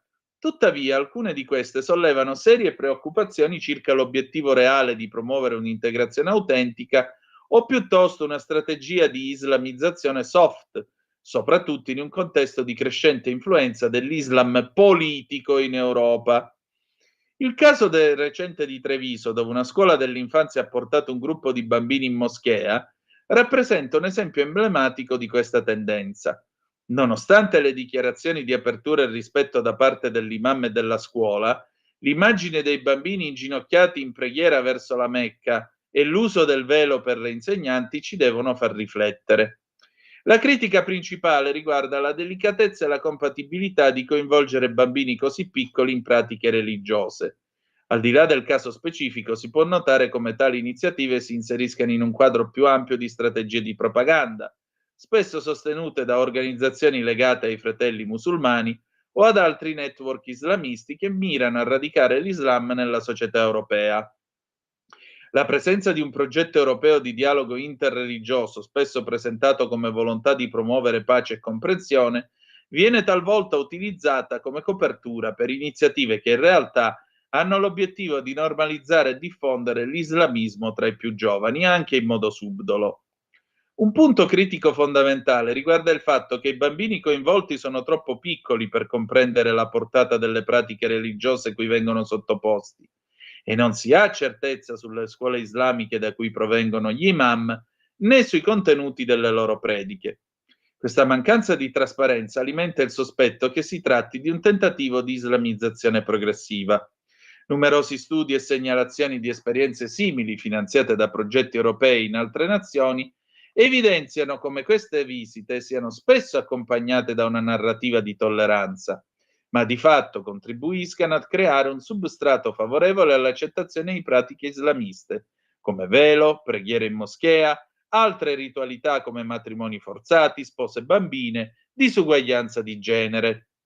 È doveroso chiedersi se le iniziative di coinvolgimento dei bambini in pratiche religiose di altre fedi siano realmente finalizzate a promuovere tolleranza e rispetto o se invece costituiscano una forma di propaganda occulta volta a islamizzare le nuove generazioni. La trasparenza, il rispetto della laicità e il coinvolgimento consapevole delle famiglie devono rimanere pilastri fondamentali di ogni attività educativa, evitando che l'ingenuità dei più piccoli venga sfruttata per avanzare progetti di colonizzazione religiosa e culturale. È importante monitorare e contrastare queste tendenze, garantendo che la scuola, pubblica o paritaria, si mantenga fedele ai principi di neutralità e autonomia educativa. Ora andate a dire a Suad Sbai che è razzista, se ci riuscite, che poi dopo ridiamo tutti. Allora, detto ciò, sono le 8:46 e 38 minuti, io passerei, andiamo a occuparci di questo povero ragazzo ucciso per l'idiozia del tifo, perché voglio veramente dargli spazio, perché non si può morire per una cosa del genere, non si può, è una cosa folle, una cosa assurda. Mi dispiace perché ogni volta finisce così, ecco, perché poi mentre tra l'altro in Veneto succedono queste cose, a Napoli cacciati dal ristorante solo perché israeliani, 2 turisti costretti a lasciare il locale aderente alla rete Propal, la titolare non siete i benvenuti, il centrodestra inaccettabile, questo è Libero, pagina 10, e del resto, invece a loro vanno bene le visite in moschee, le preghiere in moschea, e gli va bene scendere in piazza e gridare dal fiume al mare, i fiancheggiatori di Hamas. Andiamo oltre, vediamo se riusciamo a trovare la storia appunto di questo povero ragazzo morto. Ecco qua. Gli sfottò poi la lite tra interisti e atalantini, muore accoltellato, Bergamo, Riccardo dormiva, è sceso in strada per il caos. Riccardo Claris, 26 anni, una laurea in economia, specializzazione in Lussemburgo, un contratto a tempo indeterminato per una finanziaria di Milano. Ha ricevuto un colpo sotto la scapola sinistra, fatale, inferto con un coltello da cucina in ceramica con una potenza tale da staccare la lama dal manico. Arrestato e portato in carcere a Brescia con l'accusa di omicidio volontario in attesa dell'interrogatorio del GIP, Jacopo De Simone, 18 anni. Quando i carabinieri sono arrivati in via dei Ghirardelli è sceso di casa con la felpa e le mani sporche di sangue. Ha ammesso: sono salito a prendere il coltello per difendere mio fratello, e la sintesi resa agli inquirenti al PM Guido Schinina, assistito dall'avvocato Luca Bosisio. Vittime e aggressori sono incensurati, ma il 18enne ha un altro fratello più grande, adottivo, che non c'entra con questo fatto, ma con un altro pesante fatto di cronaca. Si chiama Carmine, in carcere per l'omicidio di Luciano Muttoni a Val Brembo a marzo. Le radici di questa nuova tragedia affondano a poche ore prima, a 500 metri di distanza dal luogo del delitto. Al litigio scoppiato a Riff Café di via Borgo Santa Caterina, con appunto fra il gruppo di De Simone, con lui il suo gemello, la fidanzata di lui e gli altri amici, e dei tifosi atalantini. Inizialmente si era parlato di una rissa, ma non risultano aggressioni prima dell'omicidio. Su come sia andata i carabinieri stanno ancora indagando. De Simone ha riferito di aver canticchiato a bassa voce un coro dell'Inter. Sarebbe bastato questo a far scaldare gli animi. A quel punto, sempre secondo De Simone, lasciano il locale. Se ne vanno prima suo fratello e la fidanzata, poi lui. Il 18enne sente i tifosi che lo seguono, sale in casa, non vede il gemello che nel frattempo si era defilato con la ragazza. Prende il coltello, scende in strada dove ci sono gli atalantini, dice di aver visto delle catene che non sono state trovate e che Claris lo ha affrontato, ma questo contrasta con la ferita alla schiena. Non si può morire così, dice affranto l'avvocato Luca Salvioni, suo zio, lasciando la casa di Borgo Santa Caterina, dove il 26enne abitava con la mamma, sentita dagli inquirenti. È distrutta, dice Salvioni.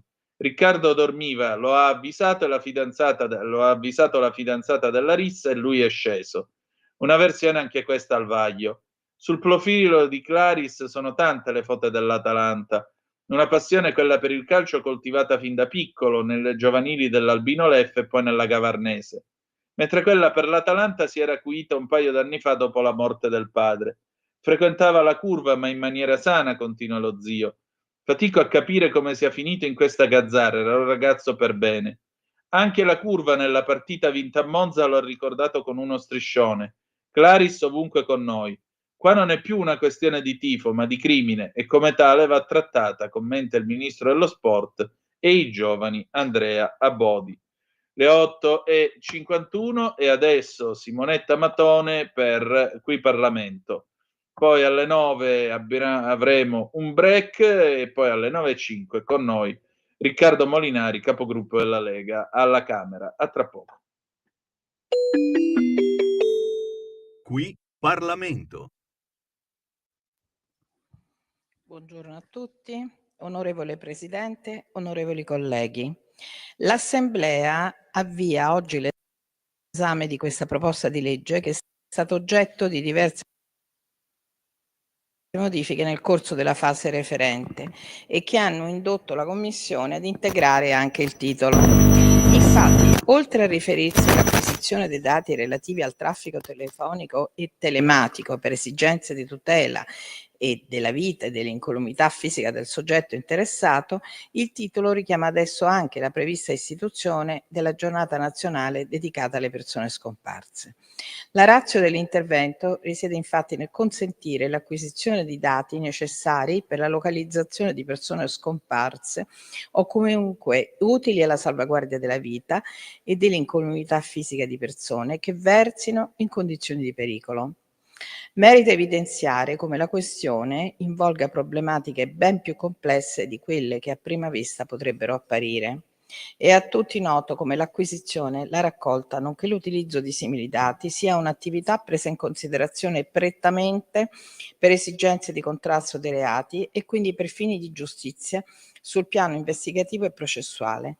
In tale contesto è copiosa la giurisprudenza nazionale e della stessa Corte di Giustizia dell'Unione Europea, volta a bilanciare le esigenze di giustizia con quelle di tutela della riservatezza, che certamente sono pregiudicate da una diffusione di dati particolarmente idonei a rivelare aspetti significativi della vita privata delle persone. La proposta di legge interviene tuttavia su di una fattispecie affatto diversa. La procedura volta ad acquisire questi tabulati si attiva non per fini di giustizia, ma nelle ipotesi nelle quali ciò sia necessario per la salvaguardia dell'incolumità individuale al di fuori di un procedimento penale. Non è questa la sede per ricordare tragici episodi di cronaca in cui la scomparsa di un soggetto ha avuto conseguenze gravi in virtù della impossibilità di prestargli un necessario immediato soccorso, perché non è stato possibile procedere a una sua localizzazione precisa tramite i dati del traffico telefonico. L'autorità giudiziaria infatti non può in questo caso autorizzare l'acquisizione dei dati in assenza di procedimenti penali che ne legittimino l'istanza. Va dunque inquadrata in questa prospettiva la proposta di modifica puntuale dell'articolo 132 del Codice in materia di protezione dei dati personali e le ulteriori disposizioni introdotte nel provvedimento nel corso dell'esame in sede referente. Particolarmente preziosi sono stati altresì i contributi forniti dai qualificati soggetti intervenuti in audizione: il commissario straordinario del governo per le persone scomparse, il presidente del Garante per la protezione dei dati personali, il direttore del Servizio Centrale Operativo della Polizia di Stato, rappresentanti della Procura della Repubblica di Milano, Napoli e Palermo, la professoressa Alicia Califano, docente di diritto costituzionale presso l'Università di Urbino, ed anche il presidente del Comitato Alberto, che conduce una campagna di sensibilizzazione su tale problematica. Il testo che la Commissione propone all'Assemblea è quindi maturato all'esito di un confronto costruttivo tra le forze parlamentari. Ne costituisce testimonianza il fatto che in sede di conferimento del mandato non si è registrato alcun voto contrario, in ragione della sostanziale condivisione dell'intervento normativo. Sono stati altresì acquisiti i pareri favorevoli resi dalle commissioni prima, nona e 14ª, mentre la quinta commissione bilancio renderà il parere direttamente all'Assemblea. Venendo al provvedimento in esame, esso si compone di 2 articoli.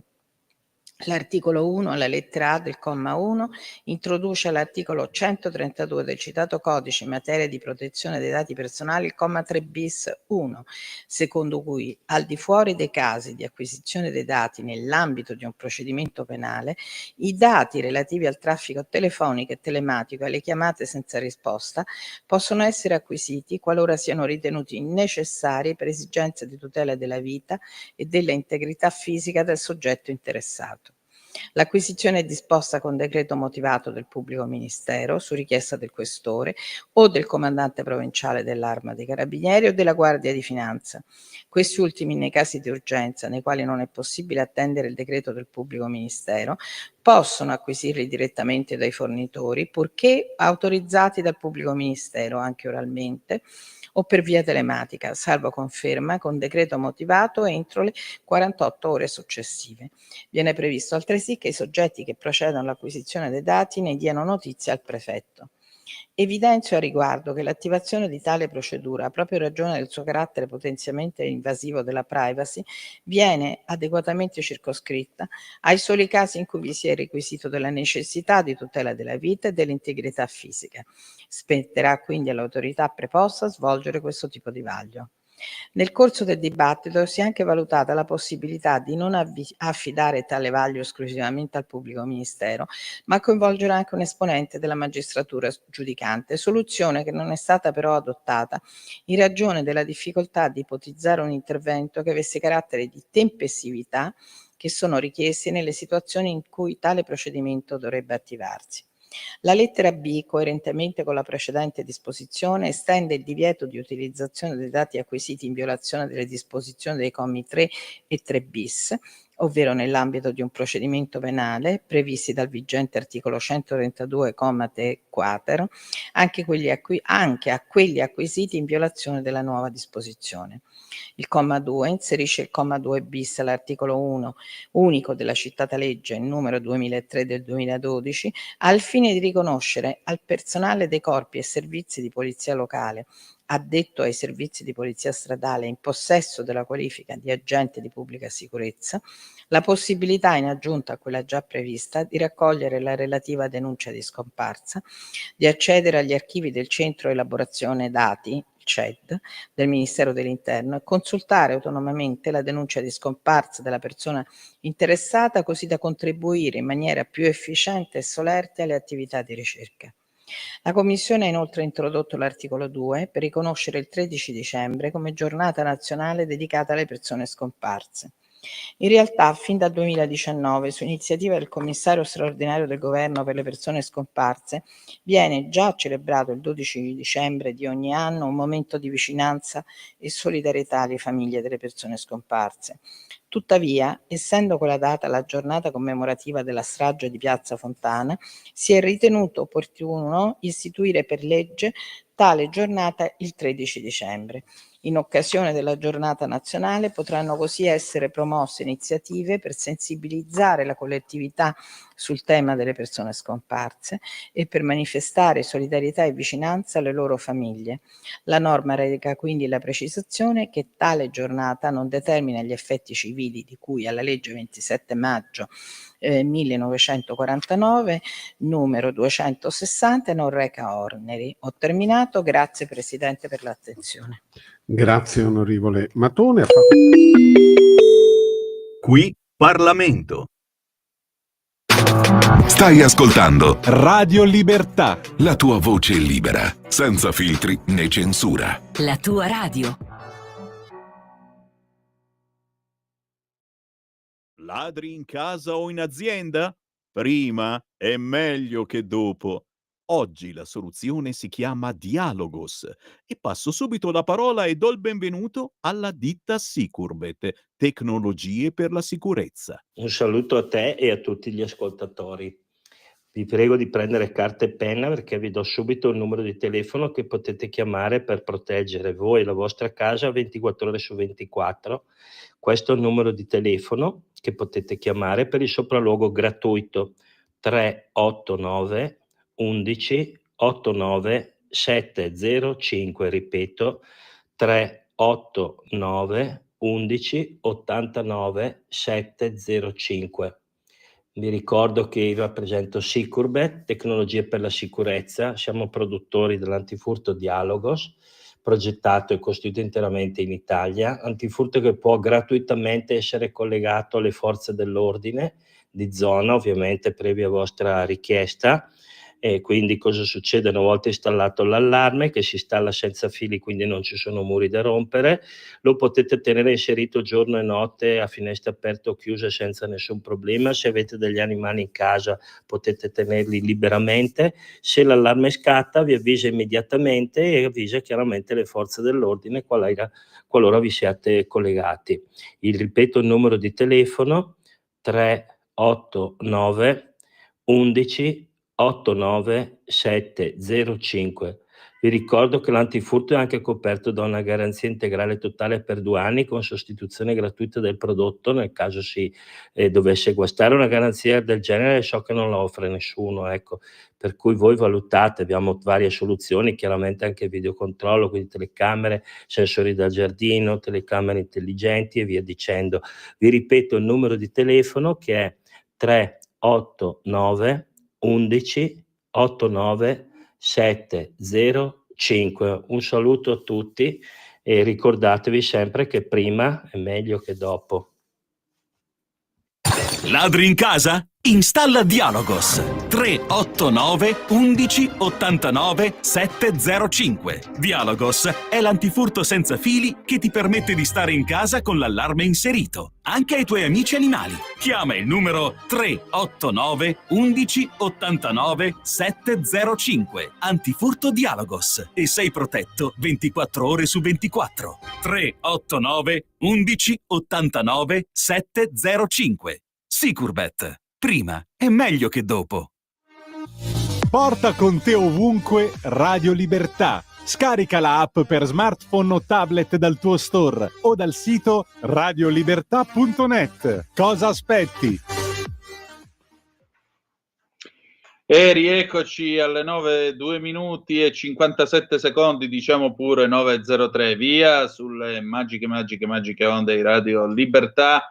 Antonino Danna con voi per questa rassegna stampa. Vi do anche un aggiornamento battuto dall'ANSA a proposito del Trentino Alto Adige. Trento resta al centro-sinistra, il sindaco uscente Franco Ianeselli va verso la riconferma con oltre il 54% dei consensi, 93 sezioni scrutinate su 98, sostanzialmente doppiando la candidata del centrodestra Ilaria Goio, che si è fermata al 25,4, mentre invece a Bolzano si andrà al ballottaggio il 18 maggio tra l'assessore comunale uscente Yuri Andriollo 27,3% e per il centrodestra Claudio Corrarati 36,3%, per molti anni a capo del CNA Alto Atesino. Ma al telefono, come ogni lunedì, c'è il capogruppo della Lega alla Camera, l'onorevole Riccardo Molinari, quindi lupus in fabola. Buongiorno onorevole, ben trovato. Buongiorno, un saluto a tutti. E allora direi che questa mattina abbiamo una conversazione, diciamo, di politica nazionale ed estera, e poi vorrei chiederle qualcosa sul caso della moschea, della gita dei bambini in moschea. Però cominciamo dal Trentino. Come valuta questi risultati? Beh, insomma, il fatto che a Bolzano si riesca ad andare al ballottaggio, la buona notizia. Adesso non ho ancora visto, diciamo, i risultati dei partiti, quindi non so, onestamente non ho ancora visto che performance ha fatto la Lega, però certamente si sapeva dalle discussioni, insomma, che si facevano nei giorni scorsi, che a Trento sarebbe stato molto difficile, mentre a Bolzano c'era la possibilità di arrivare al ballottaggio. Da quello che lei ha detto siamo al ballottaggio, quindi dai dati che abbiamo siamo al ballottaggio, quindi questo è sicuramente un buon risultato, perché anche la realtà di Bolzano comunque è una realtà non semplice, insomma. Quindi vediamo in questo secondo tempo se si riuscirà a portare a casa la partita o meno. In attesa adesso, ripeto, di vedere poi i dati definitivi dei partiti per fare un'analisi un po' più dettagliata. Ecco. Certamente. Senta, invece spostandoci in Romania, il centrodestra che va al ballottaggio fortemente in vantaggio, centrodestra che non è così europeista, che viene visto come filorusso, questo centrodestra che in ogni caso ha delle critiche molto forti nei confronti dell'Europa, e poi puntualmente sempre i soliti timori di fascismo, assenza di diritti e così via. Ma quando è che cominceremo a parlare di democrazia e basta in questo continente? Se persino un sincero democratico come il professor Massimo Cacciari giustamente quest'oggi dice è inutile bloccare partiti tipo l'AfD al 20%, perché tanto poi dopo quando tu li blocchi, quelli salgono direttamente al 40%. Il problema è un problema di democrazia, è un problema di diritti, è un problema sostanzialmente di cultura democratica e non di bloccare questo o quel partito. Lei come la vede? Beh, penso che Cacciari ponga un tema più che corretto, nel senso che c'è dalla parte di una certa sinistra, ma in generale dell'establishment europeo e di alcuni paesi, la volontà di dare patenti o meno di democraticità. Ora, io non dico che c'è sempre il paradosso dell'intolleranza, no? Quando si dice bisogna essere intolleranti con gli intolleranti, perché se si è aperti verso tutti, poi alla fine si rischia di essere che le democrazie saltino. Il punto è che qui si vogliono mettere fuori gioco dei partiti non perché abbiano commesso degli atti violenti o perché abbiano in qualche modo violato delle norme o abbiano delle proposte, diciamo, sovversive rispetto a quelli che sono gli ordinamenti costituzionali. Nulla di tutto questo. Qua si vogliono dare delle patenti di impresentabili a partiti che hanno delle idee che non piacciono, e questo è molto pericoloso. Il fatto di definire fascista, estrema destra, un partito solo perché magari ha determinate posizioni sull'immigrazione o fa una critica severa verso l'Europa, o magari sul tema del conflitto russo-ucraino si limita a dire guerra tutta la vita ma proviamo a fare la pace. Questo è pericoloso, è molto pericoloso, perché diventa un processo alle intenzioni. Quindi un conto è prendere distanze o limitare un partito che si macchiasse, ripeto, di atti violenti, atti in contrasto con la democrazia, eccetera. Un conto è mettere fuori gioco quei partiti che vincono le elezioni e che hanno consenso popolare solo perché sono, diciamo, politicamente scorretti, ed è una deriva molto pericolosa i rumeni credo che abbiano risposto con grande forza, perché nonostante fosse stato annullato, diciamo, la prima votazione qualche mese fa, adesso lo stesso partito che si voleva mettere in qualche modo fuori gioco pare aver vinto le elezioni, insomma, con un grande risultato.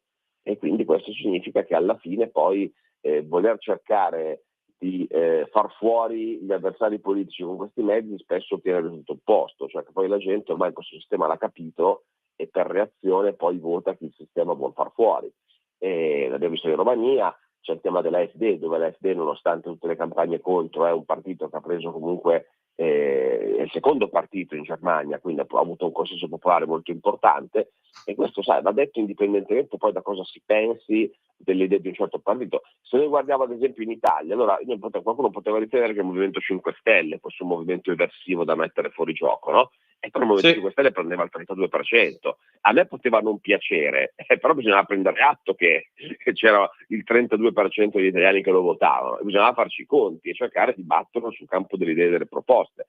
Ecco, io la vedo così, può un partito un po' non piacere, lo si può ritenere pericoloso, contrario completamente ai propri principi, ma si deve battere sul campo delle idee, non pensando di metterlo fuori gioco con i tribunali. Ecco. Questo è poco ma sicuro, o se mi posso avventurare nei paragoni, provate a immaginare se avessero fatto questo discorso quando Umberto Bossi faceva il rito, per esempio, dell'acqua del fiume Po a Venezia. Avrebbero potuto tranquillamente tentare di dare una spallata alla Lega Nord di allora, o potrebbero tentare di darla alla Lega adesso. Voglio dire, uno prende un nemico, lo costruisce, lo mette nel mirino e dice no, tu non vieni alle elezioni, tu non partecipi al gioco democratico. E appunto qui nasce un tentativo di autoritarismo che non è democrazia.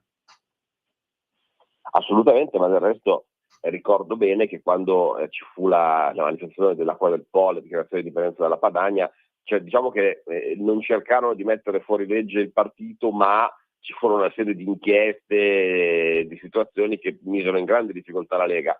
E poi noi qua in Italia, insomma, non è che non abbiamo avuto un'esperienza tipo quella rumena o quella che sta avendo l'AfD, perché il precedente della condanna a risarcire 49 milioni di euro della Lega non è mettere la Lega fuori gioco per legge, ma è qualcosa che ci va molto vicino. Quindi non è che in Italia, dal punto di vista della democraticità, del rapporto tra, diciamo, istituzioni democratiche e partiti, e tra istituzioni giudiziarie, soprattutto partiti, andiamo molto meglio. Qua, diciamo, forse in maniera diversa, ma anche qua i partiti scomodi come la Lega si è cercato di affossarli in tutti i modi. Certo, non si è mai arrivati a dire mettiamolo fuori legge, però insomma, ripeto, nel momento in cui tu condanni un partito a dover risarcire soldi che non ha e che non ha assolutamente rubato e che erano figli di rimborsi elettorali, praticamente per 90 anni a dover pagare un debito di questo tipo, tu limiti fortemente l'attività di un partito. Quindi ci sono anche altri mezzi, diciamo, un po' più sottili che metterti fuori gioco, annullare le elezioni. Senta, per avviarci alla conclusione della nostra chiacchierata di questo lunedì, e la ringrazio come sempre il suo tempo e le do già appuntamento al 12 di maggio, ma questi ragazzini, questi bambini dell'asilo cattolico portati in moschea nel Trevigiano a simulare la preghiera verso la Mecca, eccetera, eccetera. Suad Sbai parla di islamizzazione strisciante, di diciamo così, di tentativo di sottomissione, creare il substrato in fondo favorevole per dire vabbè, tanto ci sono stato in moschea da piccolo, non mi è successo niente, va bene la Sharia, va bene tutto questo, va bene il velo, va bene qualsiasi cosa. Ecco, lei come la vede?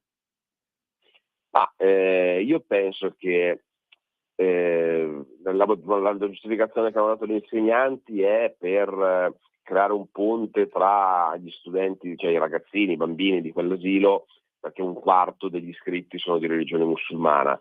Va tutto bene, un conto però è in classe spiegare una religione, le religioni, questo succede già da tempo, già quando andavamo forse a scuola noi nell'ora di religione c'erano anche dei momenti in cui si spiegavano le altre culture, le altre religioni, e questo ci sta. Penso però che far inginocchiare verso la Mecca i bambini senza scarpe in moschea sia un'altra cosa, non sia non sia un'integrazione culturale, un insegnare che ci sono anche altre culture, altre religioni, e penso che sia di fatto possa essere percepito insomma come un atto di sottomissione, come un atto di cedevolezza della nostra cultura verso un'altra, anche perché non mi risulta che in qualche modo si obblighino o si sia fatta la stessa cosa con bambini musulmani per portarli nelle nostre chiese a partecipare a una messa, perché probabilmente magari in quel caso sarebbero scoppiate chissà quali polemiche.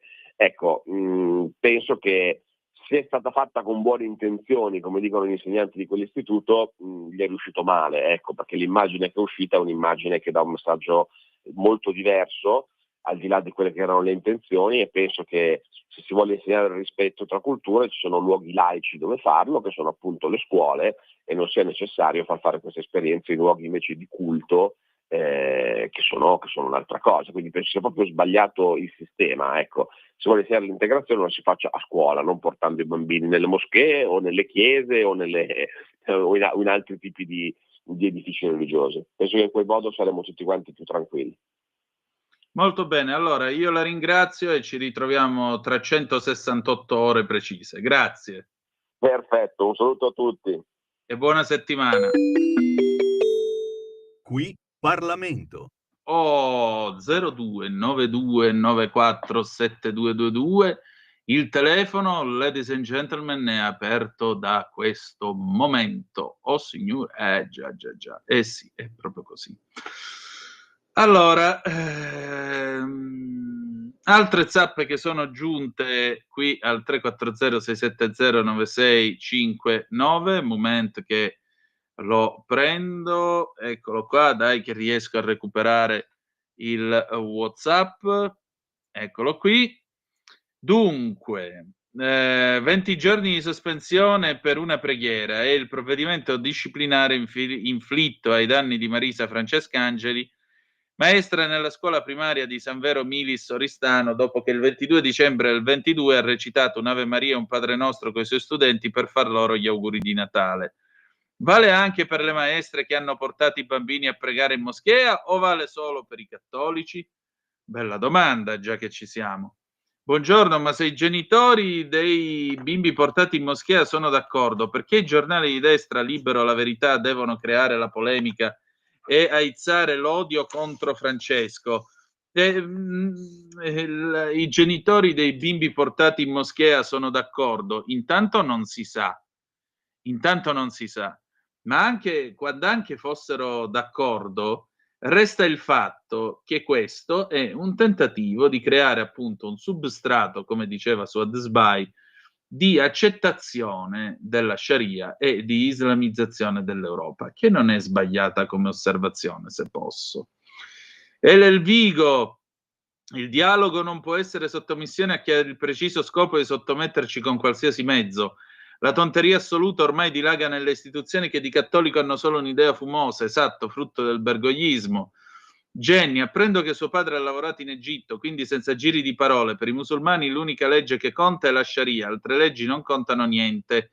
Io leggerei i passi più significativi in contrasto con le nostre leggi. Ma abbiamo 4 telefonate, le prendiamo subito in rapida successione. Pronto, chi è là? Ciao Antonino, Nando da Pioltello. Ciao Nando. Ma per l'occasione non l'ho mai fatto, saluto 2 fratelli di Conegliano Veneto, Luigi e Raimondo, che dovrebbero avere sui 66-68 anni, e altri 2 fratelli sempre di Conegliano Veneto che dovrebbero essere sui 55 più o meno, e si chiamano Riccardo e Luca. Sono dei miei cugini, poi dovrei averne degli altri perché il bisnonno ha avuto 2 mogli, 2 nidiate di figli, eccetera, eccetera, fra morti e dispersi penso di avere ancora una dozzina almeno di cugini di secondo o terzo grado nel Trevigiano, quindi magari tra quei bambini lì c'è anche qualche mio parente. Ti posso dire che mio nonno, quando stava bene di salute, mi portava a spasso col sidecar, a volte si fermava davanti alla chiesa di San Luca in via Ampere, entrava, diceva la sua preghierina e poi andavamo via. A messa non ci andava e penso che fosse più religioso della maggior parte dei veneti, compresi quelli che andavano a messa. e quindi che adesso i veneti si stiano orientando verso un cattolicesimo di calabraghe verso l'Islam non mi sorprende molto, purtroppo. C'è un ragazzo che è stato sindaco leghista di Besana, sempre in provincia di Treviso, si chiama Loris Mazzorato, ha avuto dei dissidi sulla Lega sulla questione dei centri vaccinali e se n'è andato, è stato buttato fuori. Però lui queste cose le dice da anni, sarebbe anche un tipo in gamba da recuperare in Veneto. Loris Mazzorato. Ciao. Ciao, altra telefonata, pronto chi è là? Pronto? Sì. Ah, sono Albino, ciao. Oh, Buongiorno. maresciallo, comandi? Oh, grazie caro, buongiorno. Ma come va? Tiriamo avanti tra un temporale e l'altro, ma non è questo il problema. Allora, la mia famiglia è originaria di Torre Pellice. Torre Pellice io ci vissi dal 1945 al 1956 e Torre Pellice è il centro della religione valdese. Nella mia famiglia una parte valdese e una parte cattolica. Io ricordo allora da piccolo, io non potevamo assolutamente avvicinarci al Tempio Valdese. Io sono entrato nel Tempio Valdese la prima volta nella mia vita che avevo 50 anni, perché il prete a noi diceva: guai, se entrate nel Tempio Valdese sarete scomunicati. Torre Pellice, allora parliamo di 70 anni fa, la convivenza tra cattolici e valdesi era una convivenza normale, mentre prima si sono scannati per anni. Con questo cosa voglio dire? Che diciamo che il fatto di conoscersi un po' meglio a livello culturale tra religioni non è male, però ognuno deve mantenere la propria, perché io vorrei vedere se un musulmano un giorno venga invitato in una chiesa cattolica, ascolti il sermone del prete di turno e poi si metta a pregare il nostro Dio. Non credo proprio. Comunque questa è la realtà. Ti saluto, ciao, grazie dell'attenzione. Grazie a te, Dani da Como. Ciao Antonino, ciao a te. Perché non provare a portare i bambini musulmani in chiesa ad assistere a una messa? Così come risposta.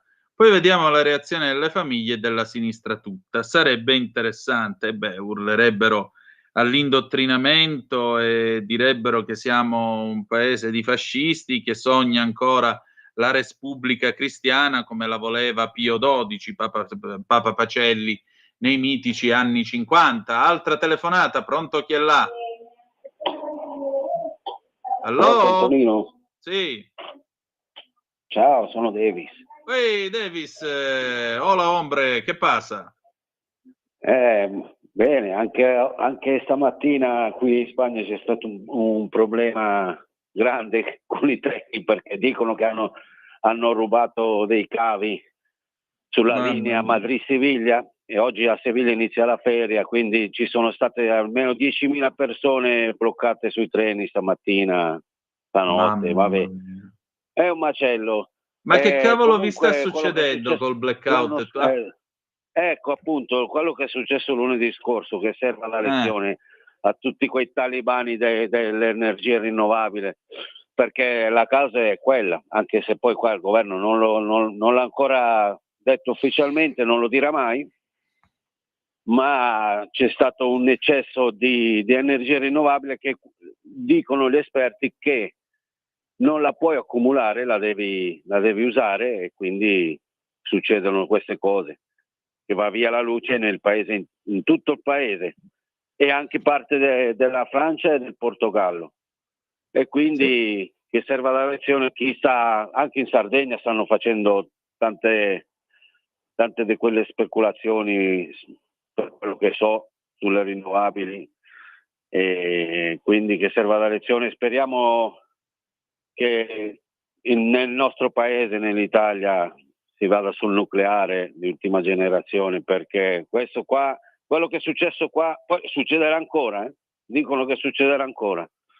Non possono, poi per riattivare il sistema hanno dovuto usare l'energia, le due centrali nucleari che hanno ancora qui in Spagna, perché con le rinnovabili non lo puoi riattivare il sistema, quindi è veramente vabbè, quello che è successo non ha perdono veramente, perché poi sono morte delle persone che erano attaccate dai macchinari per respirare, certe delle dialisi, e quelle che non hanno detto che sono morte. E comunque, vabbè, speriamo non succeda più, ma per me succederà ancora. E che in Italia non succederà mai. Speriamo che non succeda mai in Italia. Beh, è già successo nel 2003 il famoso blackout, quella lontana però lì è domenica di stata fine causa settembre. un albero che è caduto, insomma, Sì. però non è stato per colpa di una cosa che si sapeva, perché gli esperti avevano anche avvisato. Va Quindi, bene, Davis. ti abbraccio. Ok, un abbraccio a te, hasta luego. Grazie. 3 telefonate le prendiamo di fila. Pronto, chi è là? Buongiorno signor Tonino, Lisetta. Buongiorno a lei, mia cara, mi dica tutto. Allora, volevo proprio parlare del blackout in Spagna, perché non continuare quello che ha detto questo signore qua appena andato via. Allora, signor Tonino, il recente blackout, secondo me elettrico, che è interessato per più di 16 ore, mi sembra, Spagna, Portogallo e parte della Francia, ci ricorda che affidarsi troppo alla tecnologia, che a sua volta, mettiamolo tra parentesi, signor Tonino, dipende dalla rete elettrica, può risultare deleterio. Allora, questi paesi infatti, anche se per breve tempo hanno sperimentato cosa vuol dire ripiombare nel Medioevo, con la differenza che mentre, signor Tonino, nell'anno 1000 sapevano sopravvivere e la popolazione era molto limitata, oggi la gente, parlo, dico io, delle popolazioni civilizzate, non sa più sopravvivere e la popolazione è di gran lunga più numerosa. Il blackout era già avvenuto nel 2003, come ha detto lei prima, in Italia, e oggi è successo di nuovo. Tuttavia la storia non insegna nulla e si continua ad andare in un'unica direzione, ossia spegnere il nostro cervello per affidarsi completamente a qualcosa che, come si è visto, può scomparire da un momento all'altro. Tutto qua, io lo saluto e buona giornata. Benissimo, pronto, chi è là? Sì, pronto Antonino, ciao, sono Alessandro Russo da Bologna. Caro Buongiorno. Alessandro, a te aspettavo, dimmi tutto, ben trovato. Buongiorno. Allora, mi voglio ricollegare alla storia dei bambini portati in moschea. A Bologna stiamo organizzando degli eventi di matrice cristiana. C'è stato un evento che si è svolto dal 25 al 27 aprile, che è il Bibbia Expo, quindi manufatti della Bibbia e storia anche della Bibbia e dell'Antico Testamento. E il prossimo evento che ci sarà il Salute Expo, quindi un check-up gratuito per tutti i bolognesi che si presenteranno. Per queste due iniziative abbiamo chiesto al capogruppo della Lega in Consiglio Comunale, Matteo Di Benedetto, che è stato gentilissimo e sempre a disposizione, e abbiamo chiesto, come Chiesa Cristiana Avventista, il gratuito patrocinio. E ve l'hanno dato? Non ce l'hanno dato. Non ce l'hanno dato perché per il primo evento hanno detto che era divisivo e quindi che eravamo solo noi cristiani e non si poteva dare. Per l'evento successivo semplicemente il gabinetto del sindaco ce l'ha negato. Ho fatto presente che per il Ramadan, invece di inizio maggio, è stato dato il gratuito patrocinio. Quindi sul vorrei palco c'è capire anche salito perché i cristiani il sono personale divisivi e gli altri no. Sì, appunto. Quando hanno fatto l'Iftar Fest c'è andato Zuppi, papabilissimo di questo conclave, è salito lì sul palco, ha salutato, ha predicato e ha chiesto agli islamici che festeggiavano la fine del Ramadan di pregare per un amico, anche se di un altro credo, che era Papa Francesco, che allora stava male.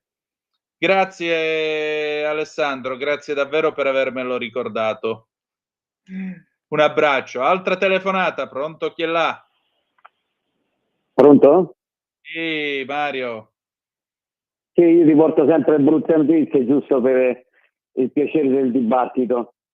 Allora, prima cosa, l'altra volta hai dato una risposta infelice, caro Danna, all'ascoltatore, diceva, vabbè, Berlusconi, l'imprenditore privato, fa quello che gli va.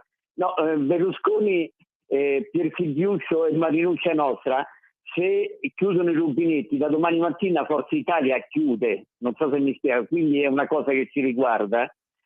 E quindi ieri ho visto, Zona Bianca, stavo facendo zapping, ho visto che stanno cominciando anche lì il trattamento la 7, 4 contro 1 contro Capozzone, 3 contro 1. Io lo sto denunciando da parecchio tempo. Guardate che Mediaset sta prendendo una brutta piega e io profetizzo le cose. Non ho mai sbagliato nella vita, tranne rare volte. E io ho detto che il prossimo governo che si farà dopo questa legislatura sarà un bel governo PD Forza Italia. Tu, caro Danna, non hai occasione di guardare le reti Mediaset, ma chi è testimone sa che stanno prendendo una brutta piega, bruttissima piega, e con opinionisti, con delle vecchie cariatidi comuniste, non so come Caprari, Casanzonetti, Mirella Serri, tutte gli si fa pubblicità ai loro libri. Dice sì, ma è il dibattito. Ma allora scusa, quelli di centrodestra lo devono sempre prendere in quel posto, perché lì per il dibattito alla 7 è contro, va bene, la RAI non ne parliamo, cioè praticamente lo spettatore o l'elettore di centrodestra deve sempre combattere una battaglia di pugilato con una mano legata dietro la schiena, o per un motivo o per un altro. E poi scusate, non rompeteci più, come dicono i cabasisi in Sicilia, con sto conclave. L'Italia è un paese ormai completamente iscrizianizzato, non va ammessa più del 15% della popolazione. Per me possono eleggere Pippo, Pluto e Paperino domani al conclave, non ce ne strafotte un cazzo. Benissimo, peccato che il mondo non finisce al tuo paesello, ma la Chiesa Cattolica è una realtà che ha una formidabile forza diplomatica, il cui peso nel mondo conta, quindi magari è una cosa che ci interessa. Ultima telefonata, pronto, chi è là? Pronto, sì. Mi sente? Sì, Gino, io ho ancora 15 secondi, prego. Ecco, allora subito, nulla, si parla tanto dei giovani che non possono inserirsi, vanno con i coltelli, litigano, fanno, ma il servizio militare di leva, perché non viene ripristinato? 2 anni, 12 mesi, poi vediamo come verranno fuori dopo il servizio militare. Sicuramente non ci sarebbe questo caos da parte dei giovani. Ecco, solo questo voglio dire. Ripristiniamo il servizio di leva di 12 mesi per i giovani, soprattutto. Grazie. Grazie a te. Noi chiudiamo qui adesso liberamente col direttore responsabile Giovanni Sallusti. E poi dopo tutta la programmazione della rete. Con me ci si ritrova alle 15 con Laura Ravetto, l'altra metà della radio, e poi alle 18 Zoom. Grazie per essere stati con noi e a più tardi.